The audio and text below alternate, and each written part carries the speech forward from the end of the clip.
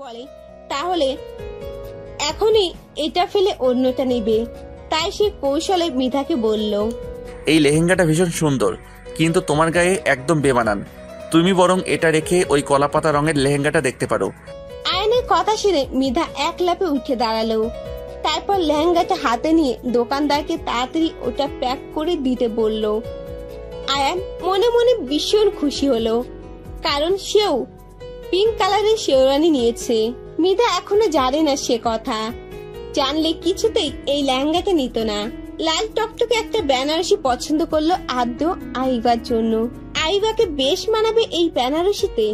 আদ্র নিজের জন্য লাল শেরওয়ানি নিয়েছে, এর জন্য ম্যাচিং করে আইবার জন্য লাল বেনারসি নিয়েছে। সে দেখেছে বিয়েতে বর কনেকে ম্যাচিং গেট আপ করানো হয়। আইবাও খুব খুশি হয়েছে আদ্র তার ড্রেস চুজ করে দেয়। আদ্র আর আইবা দুজনে একসঙ্গে আরো কিছু শপিং করে নিল। যদিও আইবা শুধু চুপচাপ আদ্রর পাশে দাঁড়িয়ে ছিল, আদ্রই সব কেনাকাটা করেছে।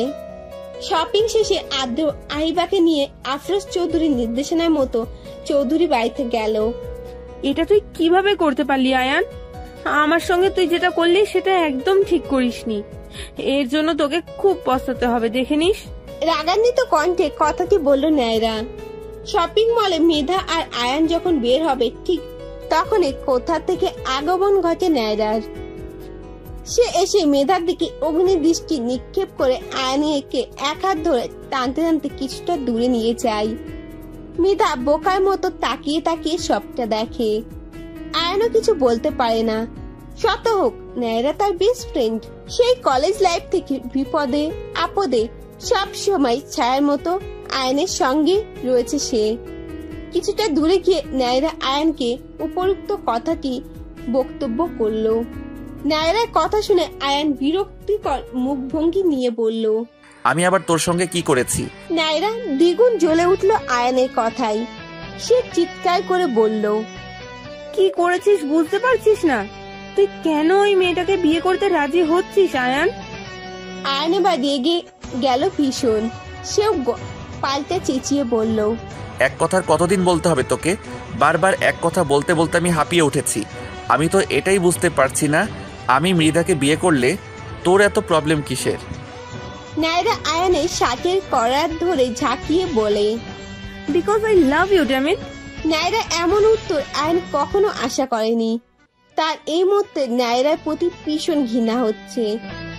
সে আর এক মুহূর্ত দেরি না করে সজোরে নিজের কলার থেকে নায়রার হাত ঝাড়া মেরে ফেলে দিল। তারপর কপাট রাগ দেখিয়ে মৃধার কাছে চলে গেল। নায়রাকে কয়েকটা কটু কথা বলার ইচ্ছাও তার এখন হচ্ছে না। মৃধা এতক্ষণ ওদের মধ্যেকার কোনো কথাই শুনতে পায়নি। দূরে থাকার দরুন ওদের দেখতে পেলেও কোনো কথা কান পর্যন্ত পৌঁছায়নি। কিন্তু ওদের মধ্যে ঝগড়া হয়েছে এটা বেশ ভালো করেই বুঝতে পেরেছে। এখন ওদের ঝগড়ার কারণ হিসেবে সে নিজেই মনে মনে দায়ী করছে মৃধা। এখন তার হলুদ। সন্ধ্যায় দুপুরে আয়নের গায়ে ছোঁয়ানো হলুদ দিয়ে তাকে গোসল করানো হয়েছে। এখন সন্ধ্যাবেলায় আবার অনুষ্ঠান করা হচ্ছে। মুক্তির ন্যায় বসে আছে মৃধা, আর সবাই এসে তাকে ইচ্ছা মতো হলুদ লাগিয়ে দিয়ে যাচ্ছে। মৃধার এসব প্রচন্ড বিরক্তি লাগছে, তবুও কিছু করার নেই। এদিকে আইবারও সেই একই অবস্থা, কিন্তু আইবা এসবে বিরক্তি না হয়ে লজ্জা পাচ্ছে। আশেপাশে অনেক কাকিমা এসে তাকে হলুদ ছুঁয়ে দিয়ে যাচ্ছে। তার এসব বেশ ভালোই লাগছে। নতুন জীবনের সূচনা অধ্যায়গুলো একটু অন্যরকম হয়। আইবার ক্ষেত্রেও তার কোনো ব্যতিক্রম নয়। আয়ান আর আদ্র তারা তো রীতিমতো হলুদের সন্ধ্যা শেষ করে এখন বিন্দাস মনে ফ্রেন্ডদের সঙ্গে ব্যাচেলার পার্টি করছে। পার্লার থেকে কোণে সেজে বেরিয়ে এলো মৃধা। এখন সবার সঙ্গে তাকে যেতে হবে ইউনাইটেড ক্লাবে। সেখানে তাদের বিয়েটা সম্পূর্ণ হবে। আফরোজ চৌধুরী কনেকে নেওয়ার জন্য গাড়ি পাঠিয়ে দিয়েছে। পার্লার থেকে বেরিয়েই যখন মৃধা গাড়িতে উঠতে যাবে ঠিক তখনই তার পেছনে উপস্থিত হয় নয়ন। মৃধা বেশ অবাক হয়। নয়নকে কেমন জানি অন্যরকম দেখাচ্ছে, অনেকটা পাগলের মতো। মৃধার ভাবনার মধ্যে নয়ন বলল, মৃধা প্লিজ একটু দাঁড়াও, তোমার সঙ্গে অনেক জরুরি কথা আছে। মৃধা আতঙ্কিত হয়ে বলল, কি হয়েছে নয়ন ভাই, কোনো সমস্যা? হ্যাঁ, মস্ত বড় সমস্যা মৃধা। কি সমস্যা বলুন না তাড়াতাড়ি। মৃধা, আমি তোমাকে প্রচন্ড ভালোবাসি। জানি এই মুহূর্তে এসব কথা বলাটা যদিও আমার ঠিক হচ্ছে না, তবুও আমি নিরুপায়। অনেক চেষ্টা করেও মনকে বোঝাতে না পেরে শেষমেশ বাধ্য হয়ে তোমার কাছে ছুটে এসেছি। মৃধা রাগ হলো ভীষণ। সে ক্ষিপ্ত কণ্ঠে বলল, এইসব আপনি কি বলছেন নয়ন ভাই? এক্ষুনি এখান থেকে চলে যান, আমার হাতে একদম সময় নেই, ওদিকে সবাই ওয়েট করছে আমার। এটুকু বলেই মৃধা চলে যাচ্ছিল। ঠিক তখনই নয়ন পেছন থেকে মৃধার হাত টেনে ধরে। মৃধা তৎক্ষণাৎ পেছন ঘুরে তাকায়। নয়নের হাতে নিজের হাত আবদ্ধ দেখে প্রচন্ড রেগে যায় সে। নয়ন করুণ চোখে চেয়ে আছে মৃধার দিকে, কিন্তু মৃধার চোখে ক্রোধের আগুন। মৃধা এক ঝটকায় নয়নের থেকে নিজের হাতটা ছাড়িয়ে নিল, তারপর রাগী কণ্ঠে বলল, খবরদার বলছি, এমন সাহসের ভুলও দেখাবেন না, নয়তো খুব খারাপ হয়ে যাবে। ত্যাগেই প্রকৃত ভালোবাসা প্রকাশ পায়, জোর করে জাহির করে নয়। আপনি যদি আমাকে সত্যি ভালোবেসে থাকেন তবে আমাকে আমার মতো সুখে থাকতে দিন। মৃধা নয়ন দুজনেই চুপ। মৃধা নয়নকে একবার খিন্নিত দৃষ্টিতে পর্যবেক্ষণ করে দ্রুত গাড়িতে উঠে চলে গেল। নয়ন এখনো সেভাবেই দাঁড়িয়ে আছে। মৃধা গাড়ি অদৃশ্য হওয়ার সঙ্গে সঙ্গে আড়াল থেকে কেউ একজন বেরিয়ে এলো। আগন্ত ব্যক্তিটি এসে দাঁড়ালো নয়নের সামনে। নয়ন তাকে দেখে বিজয়ের হাসি হাসলো। সেও নয়নের সাথে তাল মিলিয়ে হাসলো। নয়ন বলল, কাজ হয়েছে? আগন্ত বলল, ইয়েস। ক্লাবে এসে মৃধা আর আইবা দুজনেই অবাক। তাদের অবাকতা দূর করে আফরোজ চৌধুরী তাদের ঘটনা খুলে বলল। সবকিছু শোনার পর দুই বান্ধবী খুশি আর দেখে কে। মৃধা তো খুশিতে নিজের নানা ভাইকে জড়িয়ে ধরে ধন্যবাদ জানালো, আর আইবা তাদের সঙ্গে যোগ দিল। সবকিছু ঠিকঠাক চলছে। কাজে এসে অলরেডি আদ্র আইবার বিয়ে পড়ানো শুরু করে দিয়েছে। আয়ান তো সেই খুশি। আর সে মৃধাকে তার মনের সমস্ত লুকানিত অনুভূতি ব্যাখ্যা দেবে। কিভাবে কি করে মৃধাকে প্রপোজ করবে এগুলো ভাবছে সে এখন। তার ভাবনায় ব্যাঘাত ঘটলো ফোনের ইনটোনের আওয়াজে। আয়ান অনিচ্ছা সত্ত্বেও ফোনের স্ক্রিনে চোখ বুলায়। একটা আননোন নম্বর থেকে মেসেজ এসেছে। আয়ান মেসেজটা সিন করলো। মেসেজের সঙ্গে একটা ভিডিও। মেসেজ আর ভিডিও ক্লিপ দেখার সঙ্গে সঙ্গে মুহূর্তের মধ্যে থেমে গেল আয়ানের পৃথিবী। মনের মধ্যে মৃধাকে ঘিরে থাকা সমস্ত অনুভূতি জলাঞ্জলি দিল এক নিমেষে। আয়নের ঠিক পাশের চেয়ারে বসেছিল মৃধা। আয়ন সেদিকে তাকালো আর মনে মনে ভাবলো, এটাই বুঝি তোমার আমাকে বিয়ে করতে রাজি না হওয়ার একমাত্র কারণ। বেশ, তবে তাই হোক, হবে না বিয়ে আমাদের। তুমি তোমার মতো সুখে থেকো, আমি না হয় দূর থেকেই ভালোবেসে যাব। মনের কথা থেকে গেল মনেই। এসব অভিমানের ভাষা আর মৃধায় পড়া হলো না। মৃধার সামনে একটা অনুচিত হলো, সেটা হলো আয়ানের কোদ। সকলের সামনে দিয়ে আয়ান মৃধার এক হাত শক্ত করে চেপে ধরে নিয়ে যেতে লাগলো একটা জনমানবহীন রুমে। পেছন থেকে সবাই অনেক ডাকলো। সবাইকে আয়ান বলল তারা এক্ষুনি চলে আসবে কিছু কথা বলে। সকলেই জানে আয়ান কেমন নাছোড়বান্দা, তাই আর কেউ আটকালো না তাকে। একটা ফাঁকা ঘরে মৃধাকে এনে ছুঁড়ে ফেলে দিল আয়ান। মৃধা আয়ানের এমন ব্যবহারে বিস্মিত। সে আশ্চর্য হয়ে চেয়ে আছে আয়ানের দিকে। মৃধা কিছু বলতে নিবে, তখনই আয়ান বলল, আমি এই বিয়েটা করতে চাই না। মৃধা হতভম্ব আয়ানের কথায়। বিয়ের আগ মুহূর্তে এমন হেয়ালি করার মানে কি? মৃধা কপাট রাগ দেখিয়ে বলল, এইসব আপনি কি বলছেন? এখন বিয়েটা ভেঙে দিলে নানা ভাই মা তাদের কি অবস্থা হবে ভাবতে পারছেন? আমি তো আপনাকে আগেই বলেছিলাম। তাহলে তখন তখন কেন রাজি ছিলেন আপনি? আর এখন কেনই বেসব কথা বলছেন? আয়ান দাঁত কিরমির করে বলল, আমি তোমাকে কৈফিয়ত দিতে বাধ্য নই। তোমাকে বিয়ে করতে রাজি হওয়াটা ছিল আমার জীবনের সব থেকে বড় ভুল। আমি তো ভুলেই গিয়েছিলাম যে বনের পাখিকে মনের খাঁচায় পোড়াটা কতটা দুঃসাধ্য। যাকে এসব কথা বাদ দাও, ডিসিশন ফাইনাল, এই বিয়ে ক্যান্সেল। মৃধা আয়ানের এসব হেয়ালিপানা পাত্তা না দিয়ে সোজা দরজার কাছে চলে গেল। তারপর পিছন ফিরে বলল, আমি যাচ্ছি, আপনিও আসুন। এসব চিন্তা মাথা থেকে বাদ দিয়ে বিয়ের আসরে চলুন, সবাই ওয়েট করছে। আয়ান তখন বলল, সামলাতে পারবে তো? কি? এই যে বিয়ের পর তোমার সঙ্গে ঠিক কি কি হবে সেটা। মৃধা বলল, ইনশাল্লাহ, আল্লাহ যেটা আমার কপালে লিখেছেন সেটাই হবে, আর বেশি কিছু ভাবার প্রয়োজন নেই। ওকে, অ্যাজ ইউ উইশ, তাহলে চলো। তারপর দুজনেই চলে গেল বিশের আসরে। অজ্ঞাতা আয়নের অনিচ্ছা সত্ত্বেও বিয়েটা হয়ে গেল। ঠাস করে দরজা বন্ধ করার শব্দে চমকে উঠল মৃধা। চোখ তুলে সামনে তাকাতেই চোখাচোখি হলো 4টি চোখ। তৎক্ষণাৎ আয়নের রক্তিম ভয়ঙ্কর দৃষ্টি শিকার হলো মৃধা। মৃধা একটা শুকনো ঢোক গিলে চোখ নামিয়ে ফেললো। ওই চোখে বেশিক্ষণ দৃষ্টি অব্যাহত করার দুঃসাহস তার নেই। মৃধার মনে মনে ভীষণ ভয় পেয়ে আছে। 2 হাত শাড়ি খামচে ধরে বসে আছে সে। আয়ান চৌধুরীর মতের বিরুদ্ধে গিয়ে তাকে বিয়ে করাটা খুব একটা সুবিধাজনক ব্যাপার নয়। দাদুর কথায় বিয়েটা তো করে নিল, কিন্তু এখন তার কি হবে? বাসর রাতে স্বামীর সোহাগের বদলে শাস্তির অপেক্ষা করছে না তো তার জন্য? গলা শুকিয়ে কাঠ হয়ে আছে মেধার। আয়ান দরজা থেকে সরে ধীরে ধীরে মেধার দিকে অগ্রসর হচ্ছে। আয়ান যত এগোচ্ছে মেধার ভয় তত বাড়ছে। বর্তমানে আয়ান মেধার একদম সামনে দাঁড়িয়ে আছে। তার দৃষ্টিতে রক্তিম আভা বিদ্যমান। মেধা কি করবে কিছুই বুঝতে পারছে না, শুধু এদিক ওদিক চোখ ঘোরাচ্ছে। হঠাৎ গায়ে কিছু স্পর্শ পায় মেধা। নিজের কাঁধে মাথায় দৃষ্টি দিল, দেখলো কিছু কাগজ উড়ে পড়ছে তার গায়ের ওপর। মেধা আয়নের দিকে প্রশ্নোত্তর দৃষ্টি স্থাপন করে বলল, এগুলো কিসের পেপারস? আয়ান একটা বাঁকা হাসি দিয়ে বলল, কন্ট্রাক্ট পেপারস। ভোরের স্নিগ্ধ আলো চোখে পড়তেই চোখ মেলে তাকালো আয়ান। আজ সকালটা তার একটু অন্যরকম ভাবে শুরু হলো। এত সকালে সে কখনো ঘুম থেকে ওঠে না,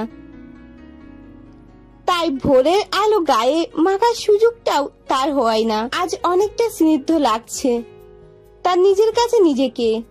বাসর রাতে বেলকনির ডিভানে বসে সিগারেট টানতে টানতে সেখানে ঘুমিয়ে পড়েছিল সে।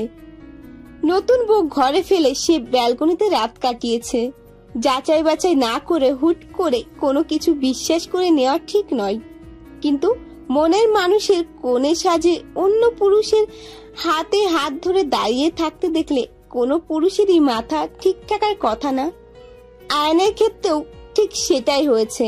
গতকালে তাকে সেন্ট কৃত ভিডিও ক্লিপটি এমন ছিল যে মৃধা নয়নের হাতের ওপর হাত রেখে দাঁড়িয়ে আছে, আর সেন্ট কৃত মেসেজটিতে লেখা ছিল, আপনার হবু বউ তার প্রেমিকের সঙ্গে পালিয়ে যাওয়ার ইচ্ছে পোষণ করছে। আসলে মৃধা নয়নের থেকে নিজের হাত ছাড়ানোর জন্য নয়নের হাতের ওপর হাত রেখেছিল। ঠিক সেই মুহূর্তেই কেউ ছোট্ট একটি ভিডিও তৈরি করে ফেলে, আর ভিডিওটি বর্তমান উন্নত প্রযুক্তির সাহায্যে আরো একটু জোরদার করে ফেলে।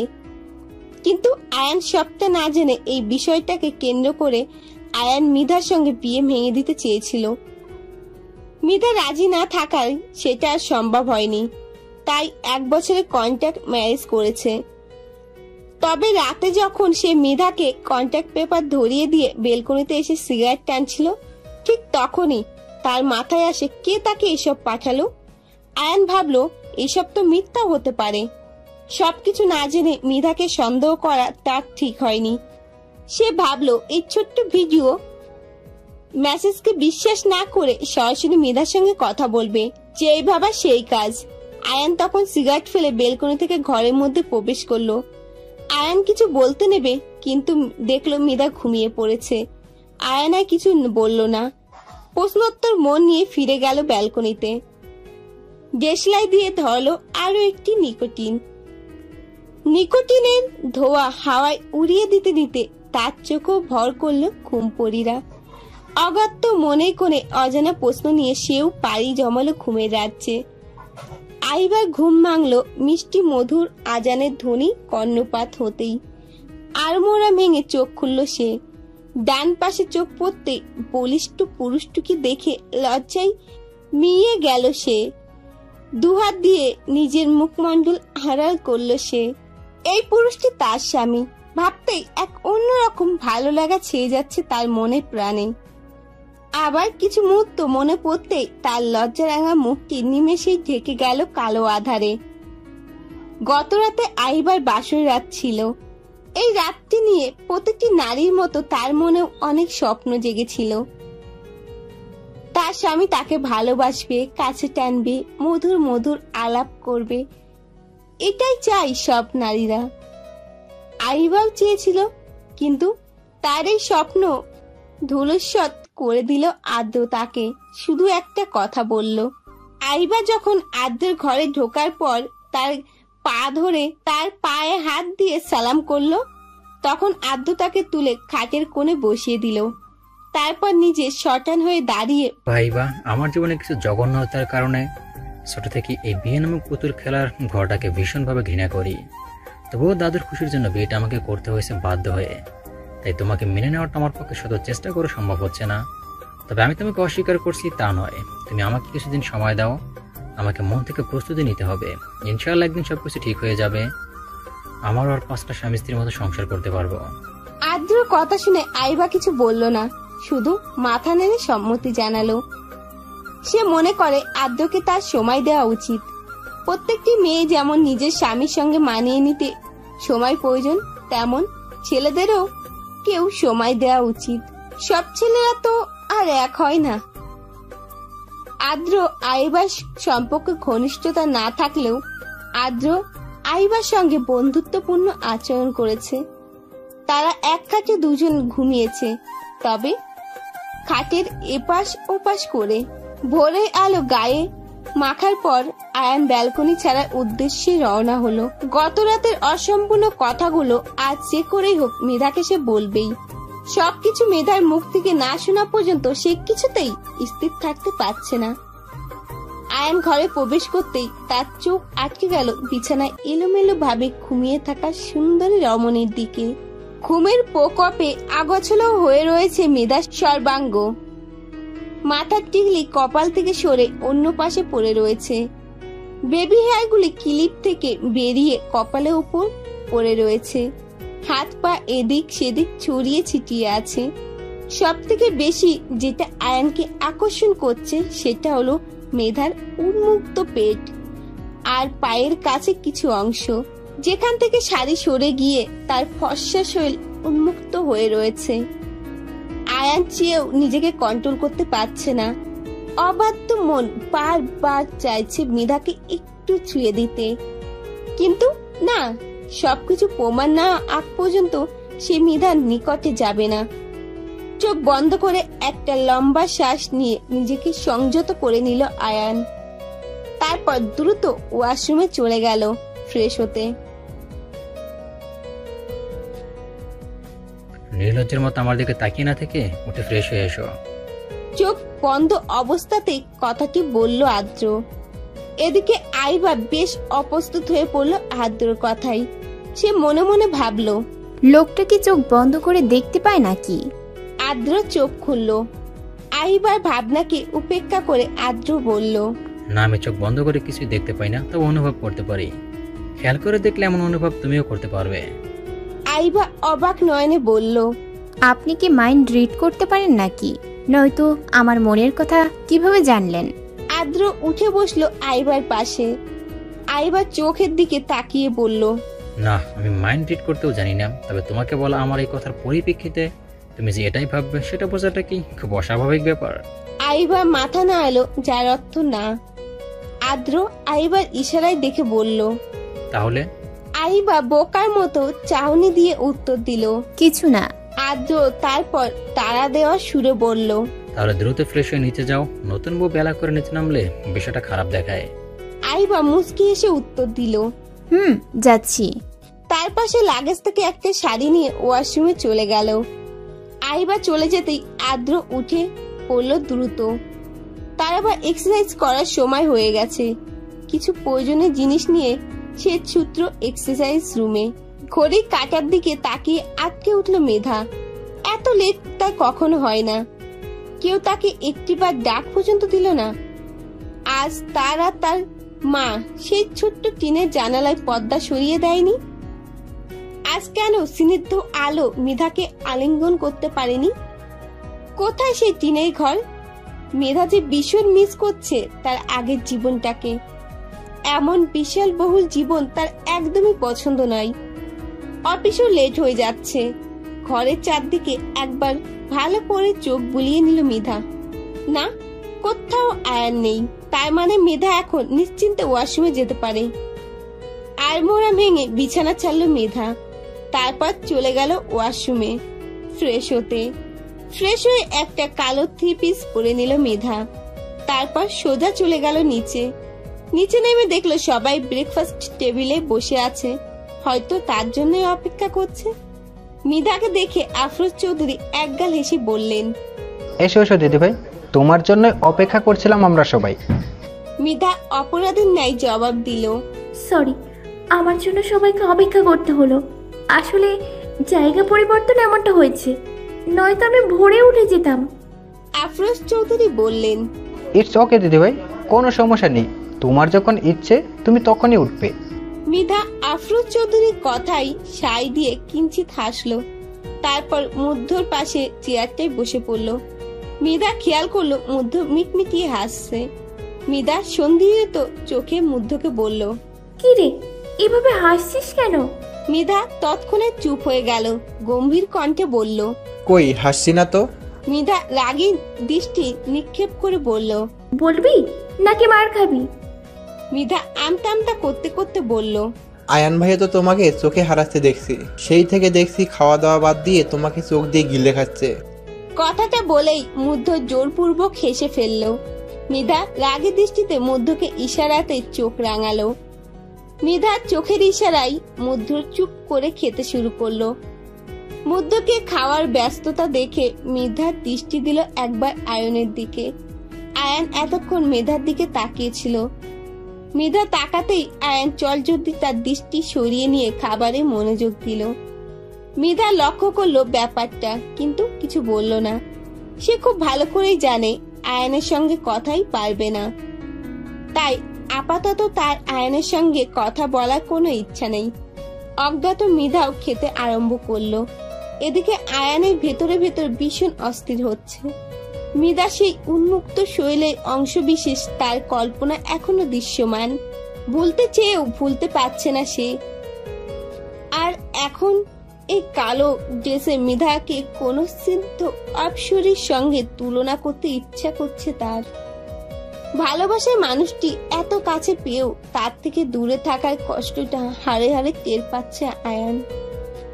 খাবারও যেন আজ গলা দিয়ে নামতে চাইছে না তার, তবুও অল্প অল্প করে মুখে তুলছে। নীরবতা বিরাজ করছে খাবার টেবিলে। সবাই যে যার মতো খাবার খেতে ব্যস্ত। হঠাৎ আয়শা চৌধুরী মেধাকে উদ্দেশ্য করেও বলে উঠলেন, কি রে, তুই মনে হচ্ছে কোথাও বের হবি, একেবারে তৈরি হয়ে নেমেছিস যে?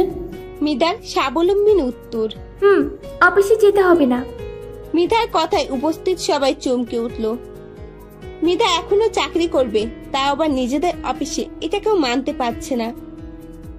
চমকিত কাটিয়ে আদ্র বলল, এসব তুই কি বলছিস বোন? নিজেদের অফিসে সামান্য কর্মচারী চাকরি কেউ করে? আদ্রর কথায় আফরোজ চৌধুরী সায় জানিয়ে বললেন, দাদুভাই ঠিকই বলেছে দিদিভাই, তোমার এখন ওই চাকরি করাটা মানায় না, তুমি বরং বাড়িতেই থাকো। এবার আয়শা চৌধুরীও মুখ খুললেন, হ্যাঁ মা, তুই তো জীবনে অনেক পরিশ্রম করেছিস, এবার অন্তত এসব চাকরি বাকরি ছেড়ে সংসারে মন দে। মেধা সবার কথাই প্রতিবাদে বলল, না, এটা হয় না। আমি নিজের দায়িত্ব নিজে নিতে জানি। কেউ আমাকে দয়া করবে এটা আমার সহ্য হবে না। তার থেকে বরং আমি চাকরিটা চালিয়ে যাব। আয়শা চৌধুরী অবাকের সহিত বললেন, কে তোকে দয়া করবে মৃধা? এটা তোর বাড়ি, এখানে সবাই তোর আপন, তাহলে কে তোকে দয়া করছে? মেধা কিছু বলতে গিয়েও থেমে গেল। আয়নের বিষয়টা যে এই মুহূর্তে সবাইকে জানাতে চায় না। ওসব কথা জানলে সবাই খুব কষ্ট পাবে। মেধাকে থেমে যেতে দেখে আফরোজ চৌধুরী বললেন, বেশ, তবে তাই হবে। চাকরিটা তুমি করবে, তবে সেটা ওই সামান্য কর্মচারীর পোস্টে নয়। এখন থেকে তুমি আয়ানের পিএ এর পোস্টে কাজ করবে। আশা করি এতে আর তোমার কোনো আপত্তি থাকবে না। মৃধা আবার উত্তেজিত হয়ে পড়ল। আয়ানের বিয়ে, এটা একদম অসম্ভব ব্যাপার তার জন্য। মৃধা উত্তেজনা গলা দিয়ে কিছু বলতেও পারছে না। মৃধা উত্তেজনা অবসান ঘটিয়ে আয়ান এবার মুখ খুলল। সে আফরোজ চৌধুরীকে উদ্দেশ্য করে বলল, একদম না দাদু ভাই, আমার বিয়ে তো ন্যায়রা, ওকে বাদ দিয়ে মৃধাকে ওই পোস্টে দেওয়াটা আমার জন্য ভেরি টাফ। হ্যাঁ জানি ন্যায়রা একটু মিসবিহেভ করেছে, কিন্তু তার জন্য সে গতকাল আমাকে সরিও বলেছে। এখন এই মুহূর্তে ওর পোস্ট চেঞ্জ করা আমার পক্ষে সম্ভব নয়। তাছাড়া ন্যায়রা সেই কলেজ লাইফ থেকে আমার প্রতিটি পদক্ষেপে আমার সঙ্গে রয়েছে। ওর এই জবটা করার একমাত্র কারণ হলো আমি, সেখানে ওকে এভাবে অবজ্ঞা করাটা আমার পক্ষে সম্ভব নয়। আয়নের কথা শুনে মৃধার মাথায় আগুন জ্বলে উঠল। আফরোজ চৌধুরী আয়নকে কিছু বলার আগেই সে খাবার টেবিল ছেড়ে উঠে দাঁড়ালো। তারপর রেগে মেগে আয়নের চোখে চোখ রেখে বলল, এতই যখন দরদ, তখন ওকে বিয়েটা করে নিলেই তো পারতেন। তাহলে শুধু বাইরে না, ঘরেও আপনার সঙ্গে আইকার মতো লেগে থাকতে পারতো। এটুকু বলেই মৃধা কপার চিরাগ দেখিয়ে খাবার টেবিল ছেড়ে উঠে গেল। তারপর দরজা দিয়ে বেরোনোর সময় আফরোজ চৌধুরীর উদ্দেশ্যে বলল, না ভাই, আমার কোনো পোস্ট পরিবর্তনের দরকার নেই। ওইসব স্পেশাল পোস্ট স্পেশাল মানুষদের জন্যই থাক। অজ্ঞাত মৃধা চলে গেল অফিসে। পেছন থেকে আদ্র অনেকবার ডাকলো তার সঙ্গে যাওয়ার জন্য, কিন্তু মৃধা শুনল না, হনহনিয়ে চলে গেল। মৃধা যেতেই আফরোজ চৌধুরী আয়নের ওপর কিছুটা রাগ নিয়ে, কাজটা হয়তো ঠিক করলে না দাদু ভাই, পরে আবার তোমাকেই পস্তাতে হবে। তারপর তিনিও উঠে চলে গেলেন ওপরে মন খারাপ করে। একে একে সবাই নিজেদের কাজে চলে গেল, শুধু বাকি আছে আয়ান। সবাই চলে যেতে সে মৃদু হেসে সীমিত স্বরে বলল, বাব্বা এত তেজ, তুমি আবার জেলাস নাও তো মিসেস আয়ান চৌধুরী। আয়ানের ঠোঁটের কোণে দেখা মিলল শুষ্ক হাসি রেখা, হয়তো তৃপ্তির হাসি। অফিসে ঢুকতেই নয়নের সঙ্গে দেখা হয়ে গেল মৃধার। তার প্রচন্ড রাগ হলো। এমনিতেই মন ভালো নেই, তার উপর আবার এটা সামনে পড়েছে। এবার নিশ্চয় ইতিহাস শুরু করে দেবে। কিন্তু মৃধাকে অবাক করে দিয়ে নয়ন এক গালে সে মৃধাকে উদ্দেশ্য করে বলল, I am extremely sorry Mita, আমার কাল এভাবে বলাটা উচিত হয়নি। আমি ভীষণভাবে দুঃখিত। বাই দি ওয়ে, তোমাদের আগামী দিনগুলোর জন্য অনেক অনেক শুভেচ্ছা। মৃধার রাগ নিমেষে অবাকে পরিণত হলো। একটা মানুষ কিভাবে এত তাড়াতাড়ি বদলে যেতে পারে? এই মানুষটা কাল তো কেমন পাগলের মতো আচরণ করছিল, আর আজ কিভাবে ঠিক আছে? কিছুই ঢুকলো না মৃধার মস্তিষ্কে। সে নয়নের কথায় বোকার মতো মাথা নেড়ে সম্মতি জানালো। নয়ন ও মৃধার জবাব পাওয়া মাত্র নিজের কাজে চলে গেল। অফিসে বসে মৃধা নিজের মনে কাজ করছে। হঠাৎ সে খেয়াল করলো আয়ান আর নাইরা হেসে হেসে কথা বলতে বলতে অফিসে ঢুকছে। মৃধা তাড়াতাড়ি চোখ সরিয়ে নিল ওদের দিক থেকে, তারপর আবার নিজের কাছে মন দিল।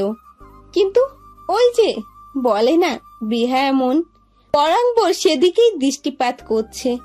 ওদের একসঙ্গে দেখে হৃদয় গৃহিণে তীব্র ব্যথা জাগ্রত হচ্ছে মৃধার। এই ব্যথার কি নাম দেওয়া যায়? জেলাসি? হয়তো তাই। কিন্তু মেধার মন তা মানতে নারাজ।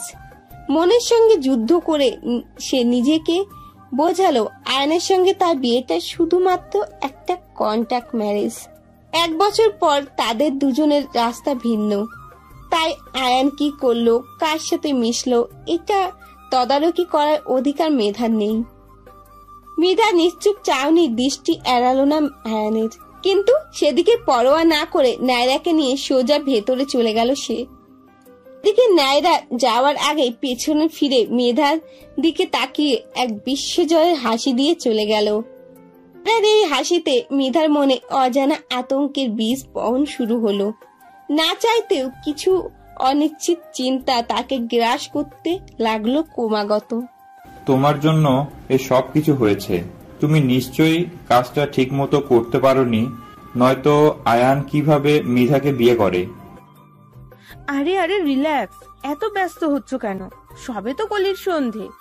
বিয়ে করেছে তো কি হয়েছে, আগে সংসার তো। মানে কি বলতে চাইছো তুমি? মানে এটাই যে আমাদের প্ল্যান পুরোপুরি ফ্লপ হয়নি। দেখছো না আয়ান কেমন মৃধাকে ইগনোর করছে। হয়তো পরিস্থিতি চাপে বিয়েটা করতে হয়েছে। আয়ান আর মৃধার এই দূরত্বই বলে দিচ্ছে ওদের রাস্তা বেশি দূর এগোবার নয়। এমনটাই যেন হয়। অবশ্যই হবে, হতেই হবে। আর যদি নাও হয় তাহলে এবার এমন ব্যবস্থা করব না যাতে সাপও মরে আর লাঠিও না ভাঙে। তারপর দুজনেই উচ্চস্বরে হাসতে শুরু করলো। এদিকে এদের এসব সব কথা শুনে ফেলল মৃধা। সে মনে মনে ভাবলো, তাহলে এই সেই কারণ যার জন্য আয়ন আমাকে বিয়ে করতে অস্বীকার করছিল। কিন্তু ওদের প্ল্যানটা কি ছিল? আয়নকে ওরা কি এমন বলেছে যার জন্য এত কিছু করলো আয়ন? উত্তর জানতেই মৃধা দরজা ঠেলে রুমের ভেতরে প্রবেশ করলো। মৃধাকে দেখা মাত্র অয়ন আর নায়রা দুজনে অপ্রস্তুত হয়ে পড়ল। আবার মুহূর্তে নিজেদের যথাসম্ভব স্বাভাবিক করে নিল। মৃধা ওদের দুজনের দিকে অগ্নি দৃষ্টিতে তাকিয়ে আছে, কিন্তু ওদের দুজনে এসব নিয়ে কোনো ভাবান্তর নেই। ওরা দুজন, নায়রা আর নয়ন, অফিসের একটা ফাঁকা রুমে বসে তারা তাদের কুকুত্তিগুলো আলোচনা করছিল। আর ঠিক সময় মৃধা ওই রুমের পাশ দিয়ে যাওয়ার সময় তাদের কথোপকথন শুনে নেয়। মৃধার দৃষ্টি উপেক্ষা করে নায়রা তাচ্ছিল্যের সুরে নয়নকে উদ্দেশ্য করে বলল, এই দেখো চলে এসেছে তোমার জানেমান। কি টান দেখেছো তোমার প্রতি। তবুও তুমি শুধু বলো ও নাকি তোমাকে লাইক করে না। দিস ইজ নট ফেয়ার নয়ন। নয়ন নায়রার কথায় তাল মিলিয়ে ঠাট্টার ছলে মৃধাকে বলল, ও রিয়েলি? তুমি আমাকে এতটা পছন্দ করো মৃধা? ওই যে বাংলা সিনেমায় একটা গান আছে না, তুমি যেখানে আমি সেখানে, সে কি জানো না, একই বাঁধনে বাধা দুজনে, ছেড়ে যাব না। নয়নকে গান শেষ করতে না দিয়ে মৃধা গিয়ে খুব শক্ত করে তার কলার চেপে ধরে বলল, শয়তানের দল, ইচ্ছে করে সব করেছিস তোরা। আইনের চোখে আমাকে অপরাধী তৈরি করেছিস। কি এমন দেখি আইনকে ভুল বুঝিয়েছিস? বল আমায়, দ্রুত বল। নয়ন তার কলারের যে অংশটা মেধা চেপে ধরেছে সেদিকে একবার তাকালো, তারপর অন্যদিকে তাকিয়ে কিয়ৎক্ষণ মৃদু হেসে বলতে শুরু করলো, হ্যাঁ বেবি, আমরাই এই কাজটা করেছি তোমাকে আর আয়ানকে আলাদা করার জন্য। কারণ ন্যায়রা চায় আয়ানকে আর আমি চাই তোমাকে। তাই দুজনে মিলে তোমাকে আয়ানের কাছে খারাপ প্রমাণ করেছি। এবার আয়ান আর কখনোই তোমাকে অ্যাকসেপ্ট করবে না। এই সুযোগে ন্যায়রা আয়ানকে নিজের করে নেবে, আর তুমি যখন স্বামীর অবহেলা সইতে না পেরে বেদনার স্রোতে ভাসবে, ঠিক তখনই আমি সেই স্রোত থেকে তোমায় টেনে তুলে আমার ভালোবাসার সাগরে ভাসিয়ে দিব। নয়নের কথা শুনে মৃধার রাগ যেন সপ্তম আসমানে চড়ে বসলো। সে নয়নের কলার আরো শক্ত করে চেপে ধরে বলল, ইতর বদমাস, না আয়ান আমার থেকে দূরে সরে যাবে, আর না তুই কোনোদিন আমাকে পাবি। আমি আইনের কাছে সবকিছু প্রমাণ করে দিব। তোরা শুধু দেখে নিস, তারপর তোদের কি হয়। নয়ন এবারও হেসে ফেলল মৃধার বক্তব্যে। সে তড়িৎ ঘড়িৎ করে মৃধার হাত থেকে কলার ছাড়ানোর অ্যাক্টিং করে বলল, তুমি কি করছো? শার্টটা ছিঁড়ে যাবে তো। আমার তো তোমার জামাইয়ের মতো কোটি কোটি টাকা নাই যে ঘন্টায় ঘন্টায় নিউ ড্রেস পরবো। তুমি বরং এই রাগগুলো বাড়ি গিয়ে নিজের জামাইয়ের উপর দেখাও। শুধু শার্ট কেন, পারলে প্যান্ট, গেঞ্জি, টাওয়াল সবকিছু ছিঁড়ে ফেলো, তাতে আমার কিচ্ছু যায় আসে না। কিন্তু আমার শার্টটা ছেড়ে দাও, আমি গরিব মানুষ ভাই। এতক্ষণ নায়রা ওদের কথা শুনছিল আর দাঁড়িয়ে দাঁড়িয়ে হাসছিল। সে এবার ওদের একদম কাছাকাছি এসে মেধার হাত থেকে নয়নের সাথে কলারটা ছাড়াতে ছাড়াতে বলল, দেখো কাপড় ছিঁড়তে গিয়ে আয়নের গায়ে যেন টাচ করে না বসো। ওটা কিন্তু আমার হক। তুমি কখনোই আয়ানকে আটকে রাখতে পারবে না। আমি আমার আয়ানকে ঠিকই নিজের কাছে এনে ছাড়বো। চলে এসো নয়ন। তারপর নয়ন আর নায়রা মৃধাকে পাশ কাটিয়ে হাসতে হাসতে চলে গেল। এদিকে ওরা চলে যেতেই মৃধা ধপ করে নিচে বসে পড়ল। এখন সে কি করবে? কিভাবে ওদের বিরুদ্ধে সকল প্রমাণ জোগাড় করবে? আয়ান তো প্রমাণ ছাড়া কিছু বিশ্বাস করবে না, তাহলে উপায়? ড্রেসিং টেবিলের সামনে বসে চুলে চিরুনি চালাচ্ছে আহিবা। বিকেল 5টা ওভার হয়ে গেছে, এখনই আদ্র চলে আসবে। নিজেকে একটু গুছিয়ে নেওয়ার প্রয়োজন এখন তার। চুলে চিরুনি কেটেই বিনুনি তৈরি করছে সে। অর্ধেক বিনুনি তৈরি হতেই আদ্র চলে এলো। আহিবা অপ্রস্তুত হয়ে উঠে দাঁড়ালো, হাত থেকে চিরুনি পড়ে গেল ফোনে। আদ্র ভুরু কুঁকছে আহিবাকে পর্যবেক্ষণ করছে। মেয়েটাকে একটু নার্ভাস লাগছে তার কাছে। আদ্র কৌতূহলী কণ্ঠে জিজ্ঞাসা করলো, হোয়াট হ্যাপেন্ড? Any problem? আহিবা নাকের ওপর জমে থাকা বিন্দু বিন্দু ঘাম এক হাতে মুছে নিল, অন্য হাতে তার অর্ধেক বিনুনি ঝুলছে। ড্রেসিং টেবিলে আয়নাতে সে আদ্রকে দেখছে। আদ্র প্রশ্নের উত্তর স্বরূপ সে একটা ছোট্ট জবাব দিল, কই কিছু না তো। আদ্র সন্দেহ তবুও গেল না, সে পাল্টা প্রশ্ন ছুড়ল, তাহলে এভাবে ঘামছে কেন? আহিবা মৃদু স্বরে জবাব দিল, ওই গরম লাগছে হয়তো তাই। আদ্র আর কথা বাড়ালো না, ছোট্ট করে শুধু ওহ বলে চলে গেল ওয়াশরুমে। আহিবা যেন হাঁপ ছেড়ে বাঁচল। হাতে থাকা অর্ধেক বিনুনি দ্রুত টেনে টুনে সম্পূর্ণ করলো, তারপর ছুটে বেরিয়ে গেল ঘর থেকে। এই লোকটা কাছাকাছি থাকলেই তার হার্টবিট ফাস্ট হয়ে যায়, এর কারণ তার অজানা। এই বল না, বাসরাত কেমন কাটালি? আমার ভাইটি নিশ্চয়ই তোকে অনেক অনেক আদর দিয়েছে। এসব কথা ছাড় তো মৃধা। কেন কেন কেন ছাড়বো? একে তো তুই আমার বেস্টু, তারপর এখন আবার আমার ভাবি, তো সেই সূত্রে আমার সম্পূর্ণ অধিকার আছে তোর পার্সোনাল ম্যাটার সম্পর্কে জানার। আচ্ছা কিছু যদি নাই হয় তাহলে তুই কি জানতে চাইছিস বল। কিছু হয়নি মানে কি? কিছু হয়নি মানে কিছুই হয়নি। তোর ভাইটা একটা আস্ত নিরামিষ। বাসর রাতে সে আমার থেকে সময় চেয়ে নিয়েছে নিজেকে আমার সঙ্গে মানিয়ে নেওয়ার জন্য। কি বলছিস এসব? ঠিকই বলছি। তারপর আহিবা মৃধাকে তাদের বাসর রাতে সব কথা খুলে বলল। মৃধা কি বলবে ঠিক বুঝতে পারছে না, তাদের দুই বান্ধবীর জীবনটা এমন কেন হলো। বাসর রাত নিয়ে প্রতিটি নারীর মনে আলাদা আলাদা স্বপ্ন বোনা থাকে, কিন্তু সেই স্বপ্নের জলাঞ্জলি দিতে হয় পুরুষদের ইচ্ছের কাছে। আদ্র হয়তো আহিবাকে সময়ের পরিবর্তনের সাথে সাথে মেনে নেবে, কিন্তু আহিবার মনে শুষ্ক স্বপ্নগুলো তার কি হবে এটা ভাবার সময় তার নেই। মৃধার প্রশ্নে থমকে দাঁড়ালো আয়ান। ঘাড় কাত করে পেছন ফিরে এক পলক পর্যবেক্ষণ করে নিল মৃধাকে, তারপর আবার ফিরে গেল নিজ মূর্তিতে। মৃধার প্রশ্নে আয়ানের তেরা উত্তর, কৈফিয়ত দিতে হবে তোমাকে? বউগিরি ফলাচ্ছ?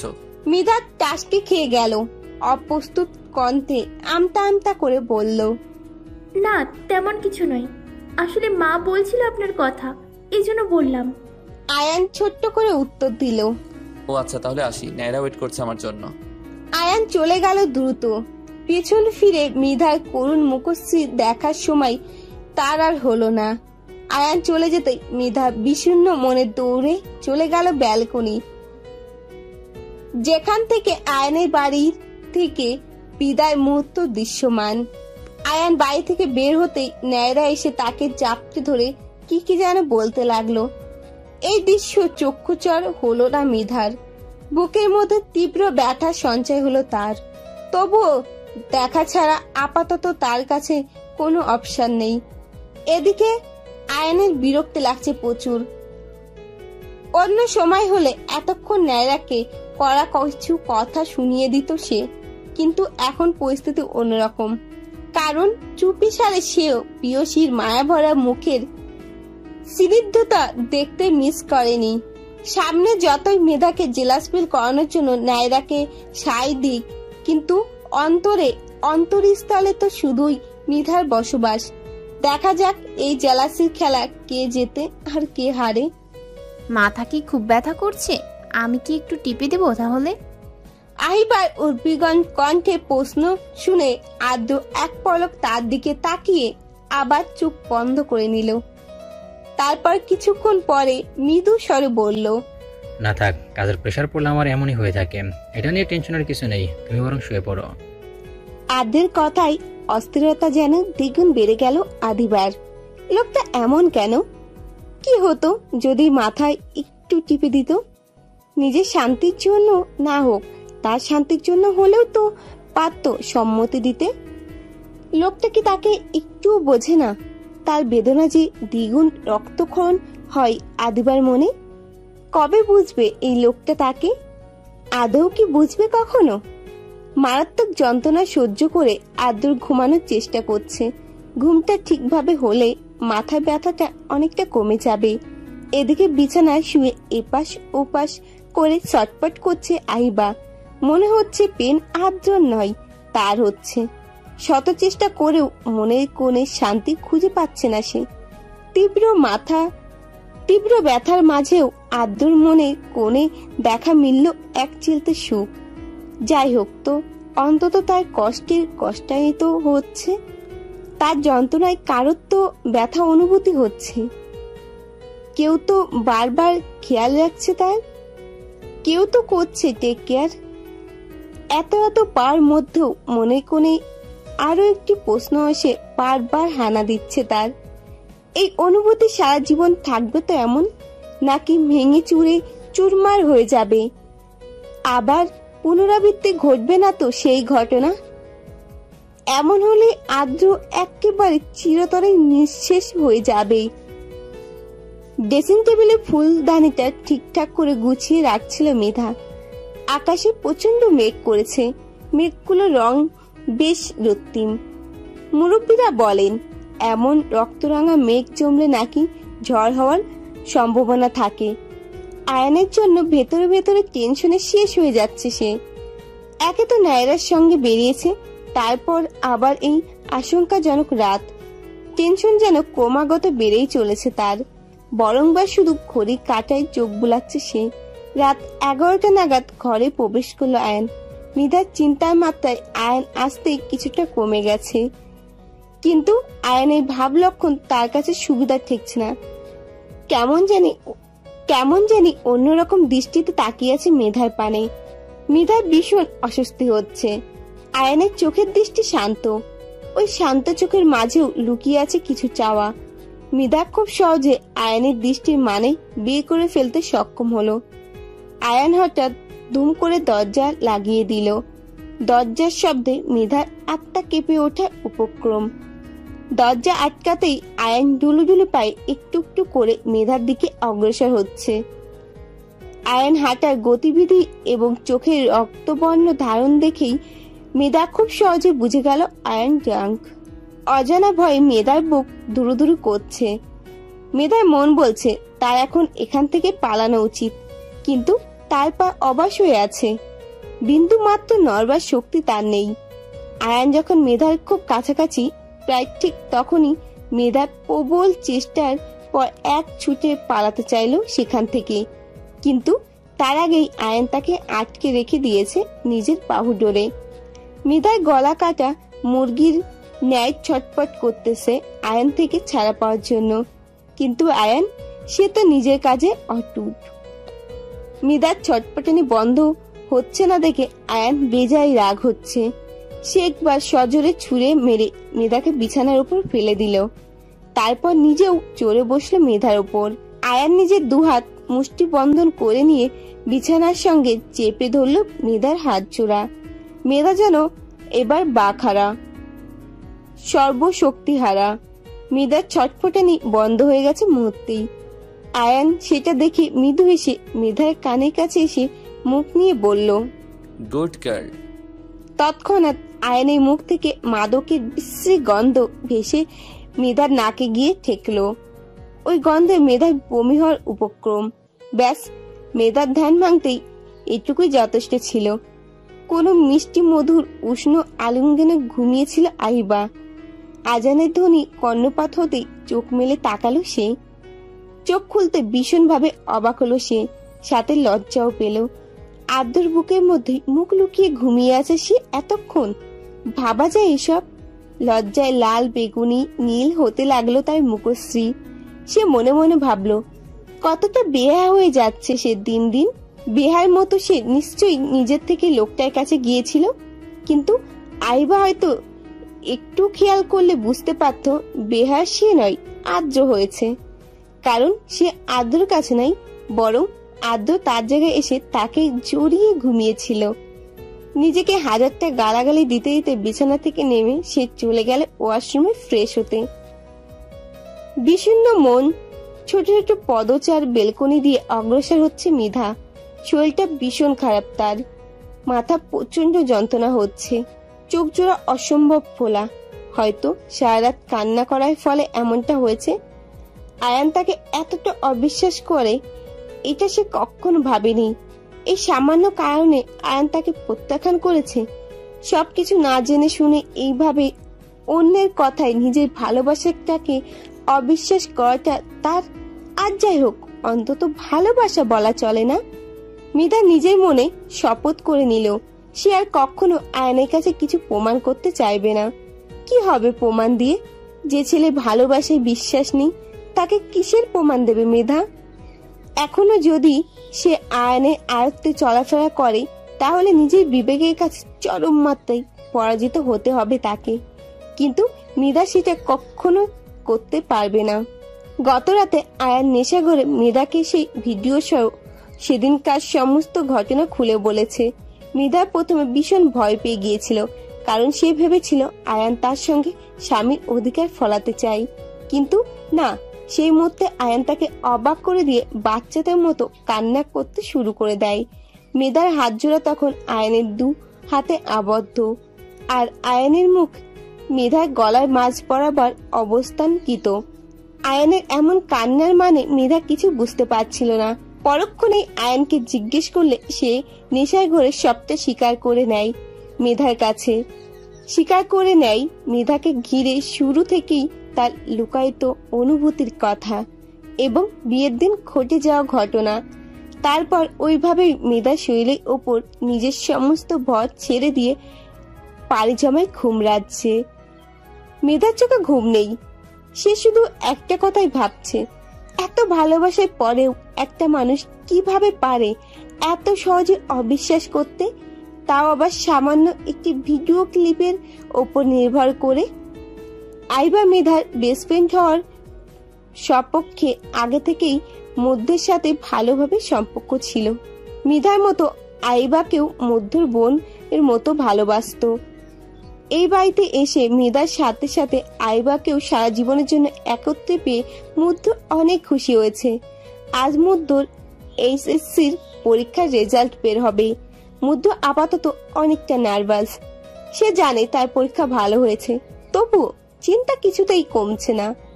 আইবা কিচেনে গিয়ে পানি আনতে সেখান থেকে মধ্যকে অস্থির হয়ে পায়চারি করতে দেখে তার কেমন একটা খটকা লাগলো। সে পানির জগটা রেখে মধ্যর কাছে ছুটে এসে বলল, কি হয়েছে ভাই, এভাবে অস্থির হয়ে পায়চারি করছিস কেন? মধ্য ভীতু কণ্ঠে বলল, আরে আহিবা আপু, উফ সরি ভাবি, শোনো না, আজকে আমার রেজাল্ট ঘোষণা হবে, টেনশনে মরে যাচ্ছি আমি। আইবা মধ্যর এক কান টেনে দিয়ে বলল, এত টেনশনের কি আছে বুদ্ধু, আমি জানি তোর রেজাল্ট খুব খুব খুব ভালো হবে। মধ্য আইবাকে জড়িয়ে ধরে বলল, তাই যেন হয় ভাবি। আইবা মধ্যকে জড়িয়ে ধরে বলে, ইনশাল্লাহ হবে। আচ্ছা শোন, বাসার কেউ জানে না তোর যে রেজাল্ট বের হচ্ছে আজকে? না, এখনো কাউকে বলিনি, এই তোমাকে বললাম শুধু। বাড়িতে একবারে রেজাল্ট হাতে পেয়ে জানাবো, তুমি কিন্তু আগে থেকেই কাউকে বলবে না। আচ্ছা ঠিক আছে, বলবো না কাউকে। তারপর আইবা চলে গেল আদ্যসহ বাকি সবাইকে ব্রেকফাস্ট করানোর জন্য ডাকতে। আর এদিকে মধ্য আইবা যেতেই সঙ্গে সঙ্গে ডাইনিং টেবিলে লাফ দিয়ে বসে পড়েছে। টেনশনে কি করছে না করছে সে নিজেও বুঝতে পারছে না। হই উল্লো শব্দে রুম থেকে বের হতে নেয় মৃধা। ঠিক তখনই আয়নের সঙ্গে সজোরে ধাক্কা খেয়ে পড়ে যেতে নেয় সে, কিন্তু পড়ার আগেই আয়ান তাকে নিজের বক্ষস্থলে আবদ্ধ করে নেয়। মৃধার ঘটনাটা বুঝতে কিছুক্ষণ সময় লাগে। নিজেকে যথাসম্ভব স্বাভাবিক করে নিয়ে মৃধা আয়নকে ধাক্কা মেরে দূরে সরিয়ে দেয়। তারপর গটগট করে হেঁটে বাইরে চলে যায়। ঘটনায় আকস্মিকতায় আয়ন হতবম্ব। উপকার করলো অথচ ধন্যবাদ এর বদলে রাগ দেখাতে হলো কেন? মিতার আচরণে সকাল থেকে ভয়াবহ পরিবর্তন লক্ষ্য করেছে সে, কিন্তু এই পরিবর্তনের কারণ তার অজানা। নিচে নেমে পুরো ঘটনা নিজের মস্তিষ্কে আয়ত্ত করে নিয়ে মেধার আনন্দ আর দেখে কে মধ্য এইচএসসিতে প্লাস পেয়েছে। এই খবর পেয়ে বাড়ি শুদ্ধ সবাই খুব খুশি। আইবা তো খুশিতে লাফাইয়ে উঠে মধ্যকে বলছে, কি বলেছিলাম না তোর রেজাল্ট ভালোই হবে। এদিকে আফরোজ চৌধুরী বলে দিয়েছে মধ্যের ভালো রেজাল্টের জন্য বাড়িতে বড় করে সেলিব্রেশন হবে, কিন্তু মধ্য এই প্রস্তাব ঘোর আপত্তি জানিয়েছে। সে বলেছে সেই টাকা এতিম খান সহ বিভিন্ন বৃদ্ধাশ্রমে বিতাড়িত করে দিতে, তাহলে অন্তত এতিম এবং বৃদ্ধ মানুষগুলো তার জন্য দোয়া করবে। সেই দোয়া সে আরো অনেক দূর যেতে পারবে। মধ্যে এমন সিদ্ধান্তে আলুৎপুত সবাই। সবার ছোট হয়েও তার মধ্যে কি সুন্দর স্বচ্ছ চিন্তাধারা। এইসব চিন্তার সঞ্চয় হয়তো সেই ছোট্ট কুড়ে ঘরে জীবন থেকে হয়েছে। আয়েশ চৌধুরী ছেলেকে বুকে জড়িয়ে ধরে বলেন, আমার ছেলেটা সত্যি সত্যি অনেক বড় হয়ে গেছে। দোয়া করি এমন চিন্তাধারা তোমার মস্তিষ্কে সারা জীবন অব্যাহত থাকুক। গরিবদের কথা চিন্তা করে যেজন, তার কথা স্বয়ং আল্লাহ তাআলা চিন্তা করেন। তোমার এমন বিবেচনাবোধ দেখে আমি সত্যি ভীষণভাবে আনন্দিত এবং গর্বিত। আয়েশা চৌধুরীর কথাই সবাই সায় দিল।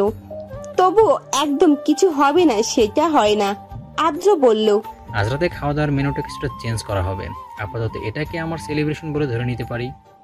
আদ্রর প্রস্তাবে সবাই রাজি। আয়েশা চৌধুরী আর আইবা বলল তারা দুজন নিজেদের হাতে রান্না করে মধ্যকে খাওয়াবে। তাদের সঙ্গে সায় জানিয়ে মিধা বলেছে সে মধ্যের পছন্দের একটা কেক তৈরি করবে। আয়ান বলেছে তার তরফ থেকে গিফট আসছে রাতে। সবাই সিদ্ধান্তে ভিত্তিতে কার্যক্রম শুরু হয়ে গেল। যত আনন্দের পরিবেশ হোক না কেন, আয়ানের মনটা খারাপ। মেধা তাকে ক্রমাগত ইগনোর করছে, কিন্তু কেন? এতদিন তো মেধা এমন করেনি, তাহলে আজ কেন এমন করছে? তার দিকে একটিবার ফিরে অব্দি তাকাচ্ছে না। তার মনটা ভীষণ ছটপট করছে। ইতিমধ্যে সে অনেকবার চেষ্টা করেছে মেধার সঙ্গে কথা বলার, কিন্তু ফলাফল শূন্য। ইয়া বড় একটা কেক নিয়ে হাজির মিধা। সকলে কেকটা খুব প্রশংসা করেছে।